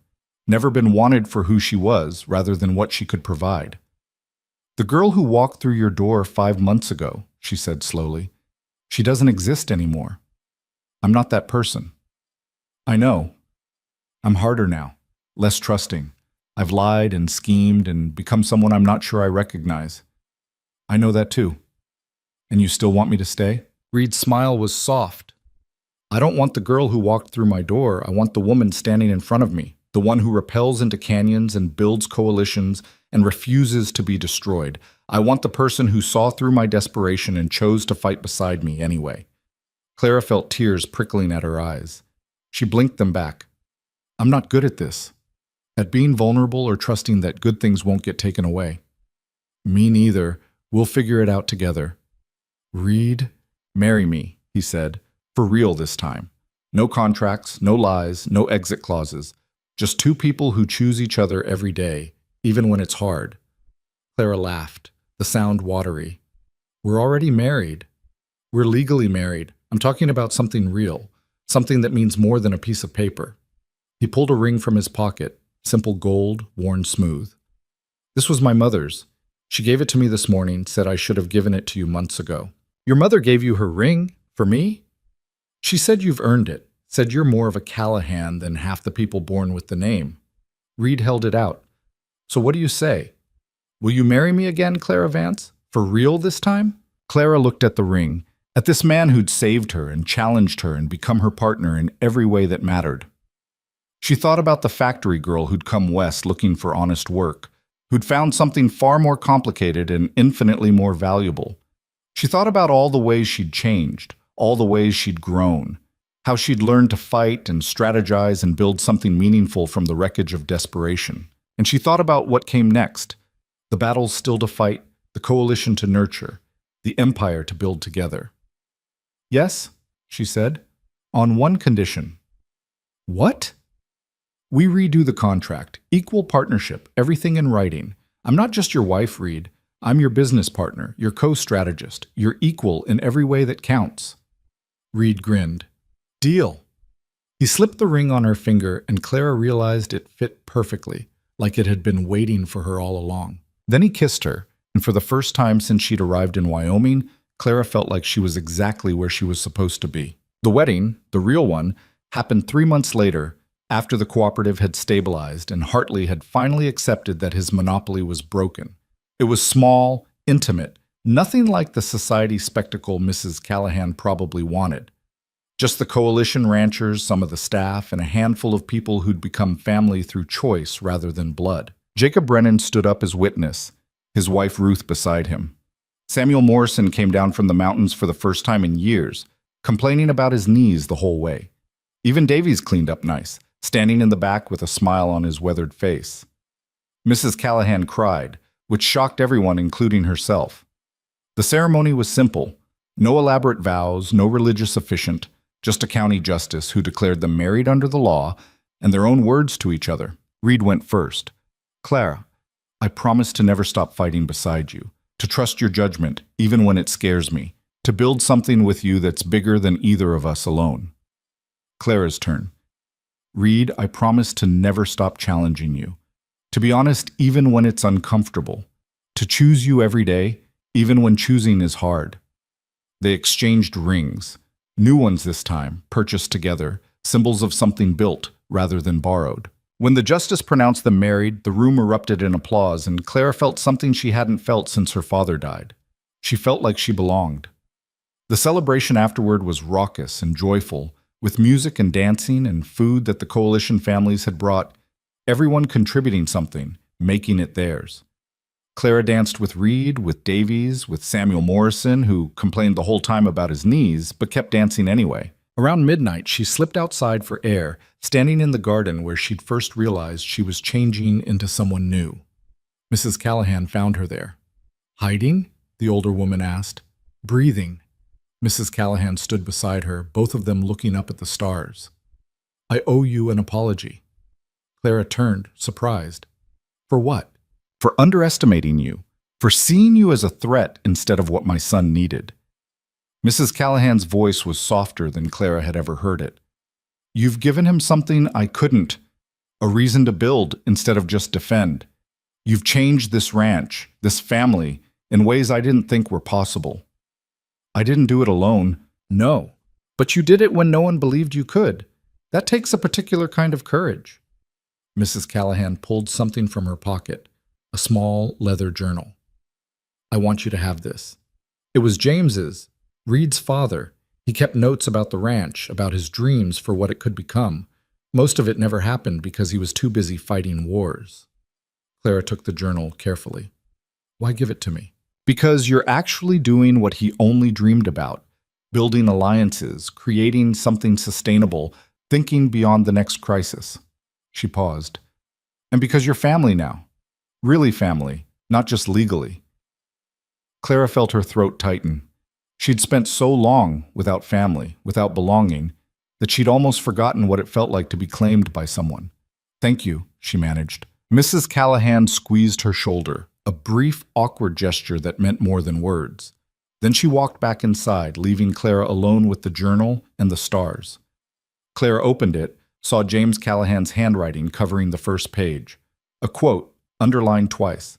Legacy isn't what you leave behind. It's what you build with the people beside you. She closed the journal and looked out over the valley, the land that had become hers, the empire they were building together, the future that was finally, impossibly, within reach.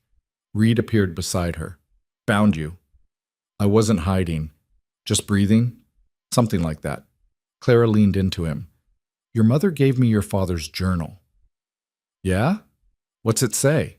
That legacy is what you build with people, not what you leave behind.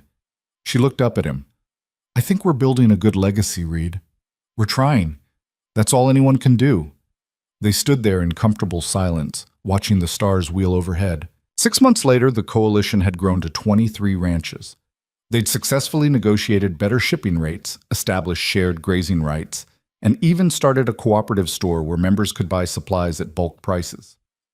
Hartley still owned the most land in the territory, but his stranglehold was broken. He couldn't squeeze out ranchers who had each other's backs. Clara managed most of the day-to-day operations now. Her factory girl past transformed into something useful. She understood numbers, logistics, the practical mechanics of keeping an alliance together. Reed handled the big picture, long-term strategy, political relationships, the public face of the Callahan Empire. Together, they were formidable. The biggest test came when Hartley made one final move. He tried to buy out the railroad, control the shipping routes that the coalition depended on. It would have crippled them economically, forced them to either pay his prices or watch their cattle rot. Clara spent 3 weeks in railroad offices, negotiating, arguing, making deals with executives who'd never taken a woman seriously before. She brought numbers, projections, proof that the coalition represented more stable, reliable business than Hartley's boom and bust operations. In the end, the railroad chose the coalition. Hartley showed up at the ranch the day after the announcement, his carriage pulling up in front of the house like he owned the place. Clara met him on the porch. You've won, he said without preamble. For now. We didn't win. We just stopped letting you control everything. Clara crossed her arms. There's a difference. Is there? Hartley studied her. You know, when Vanessa first told me about you, I thought you were nothing. A nobody trying to climb above her station. I was wrong. Thank you. That wasn't a compliment. You're dangerous, Mrs. Callahan. You've built something that threatens the natural order of things. Someday, you'll learn that empires built on idealism don't survive. They get crushed by people willing to do what it takes to win. Maybe. Or maybe the world's changing and you just can't see it yet. Clara leaned against the porch rail. Your empire is built on fear and control. Ours is built on people choosing to work together. I'll take my chances with ours. Hartley's smile was cold. We'll see. In 10 years, when your coalition has collapsed under its own idealism, when the ranchers are fighting over scraps and tearing each other apart, remember this conversation. And when it hasn't collapsed, when it's grown stronger and changed how business works in this territory, you remember it too. Hartley tipped his hat. Mrs. Callahan, it's been educational. Mr. Hartley, don't come back. He left, and Clara watched his carriage disappear down the road. She knew it wasn't really over. Men like Hartley didn't surrender. They just changed tactics. But for now, they'd won the battle that mattered. Reed appeared beside her. Eavesdropping? Absolutely. You handled that well. I've had good teachers. Clara turned to face him. He's right about one thing. What we've built, it's fragile. It could fall apart if we're not careful. Probably will fall apart at some point. Something this new usually does. Reed pulled her close. But then someone will rebuild it better. That's how progress works. Messy, 2 steps forward and 1 back, but moving anyway. Clara thought about that. About the factory girl who'd walked into a ballroom and become something she'd never imagined. About the lies that had become truth, the desperation that had become strength, the survival that had become purpose. I don't regret it, she said. Any of it, even the hard parts. Good, because it's not getting easier. Reed kissed her forehead. Davy says we've got 4 more ranchers asking to join the coalition. Samuel Morrison's nephew from Montana wants to start something similar up there. And your mother? My mother? Clara pulled back. What about her? Reed smiled. She wrote. The letter came this morning. Clara's heart stopped. She hadn't heard from her mother in 10 years, hadn't known if the woman was alive or dead. They'd parted badly, her mother choosing a new husband over her own daughter, sending Clara away to make room for a new family. What did she say? She read about you in a newspaper, about the coalition, the court case, everything. She wants to meet, to reconnect. Reed handed her the letter. It's up to you, no pressure either way. Clara took the letter but didn't open it.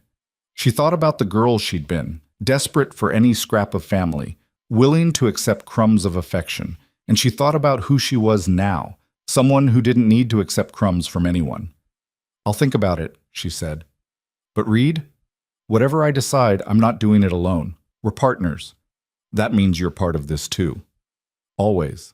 They walked back inside together, past the drawing room where Mrs. Callahan was reviewing accounts, past the study where coalition documents covered every surface, into the life they'd built from lies and desperation and impossible choices. And Clara realized something that made her smile. She'd come to Wyoming with nothing, looking for honest work and a fresh start. Instead, she'd found something infinitely more valuable, a purpose, a partner, a place where she mattered. The girl who'd walked through those doors was gone, replaced by someone stronger and harder and infinitely more capable.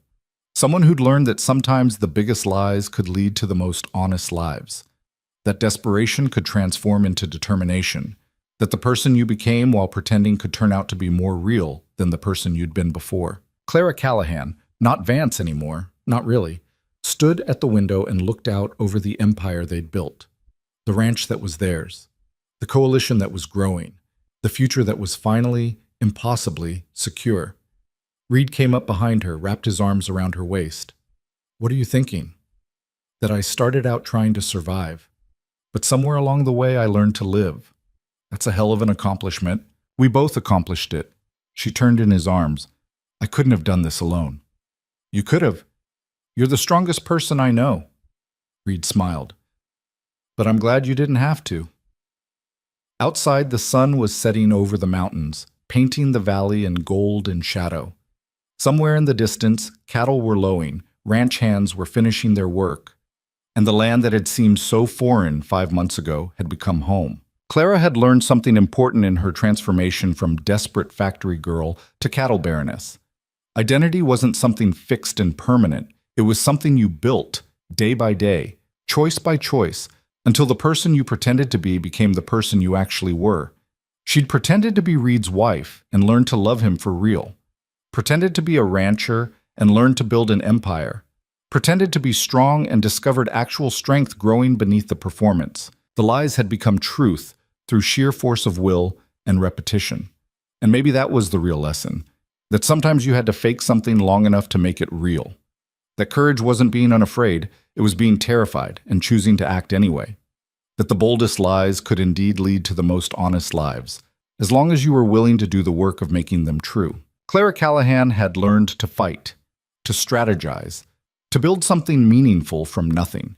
She'd learned that power wasn't something you were born with. It was something you claimed, one impossible choice at a time. And she'd learned that home wasn't a place you found. It was something you built with the people who chose to stand beside you. Reed held her as the sun disappeared behind the mountains, and Clara felt the last piece of her old self finally let go. She wasn't the girl from Philadelphia anymore. Wasn't the desperate woman who'd walked into a ballroom and accidentally changed her entire life. She was Clara Callahan, cattle baroness, coalition builder, equal partner in an empire that was still growing. And she was exactly who she was supposed to be. The stars came out one by one over the Wyoming frontier, and Clara stood in her home, really her home now, and understood what it meant to have transformed completely. From lies to truth, from survival to purpose, from nobody to someone who mattered. It hadn't been easy. It hadn't been clean or simple or anything like what she'd imagined, but it had been hers. And that, Clara thought as Reed kissed her temple and pulled her closer, was worth more than any honest seamstress work could ever have been.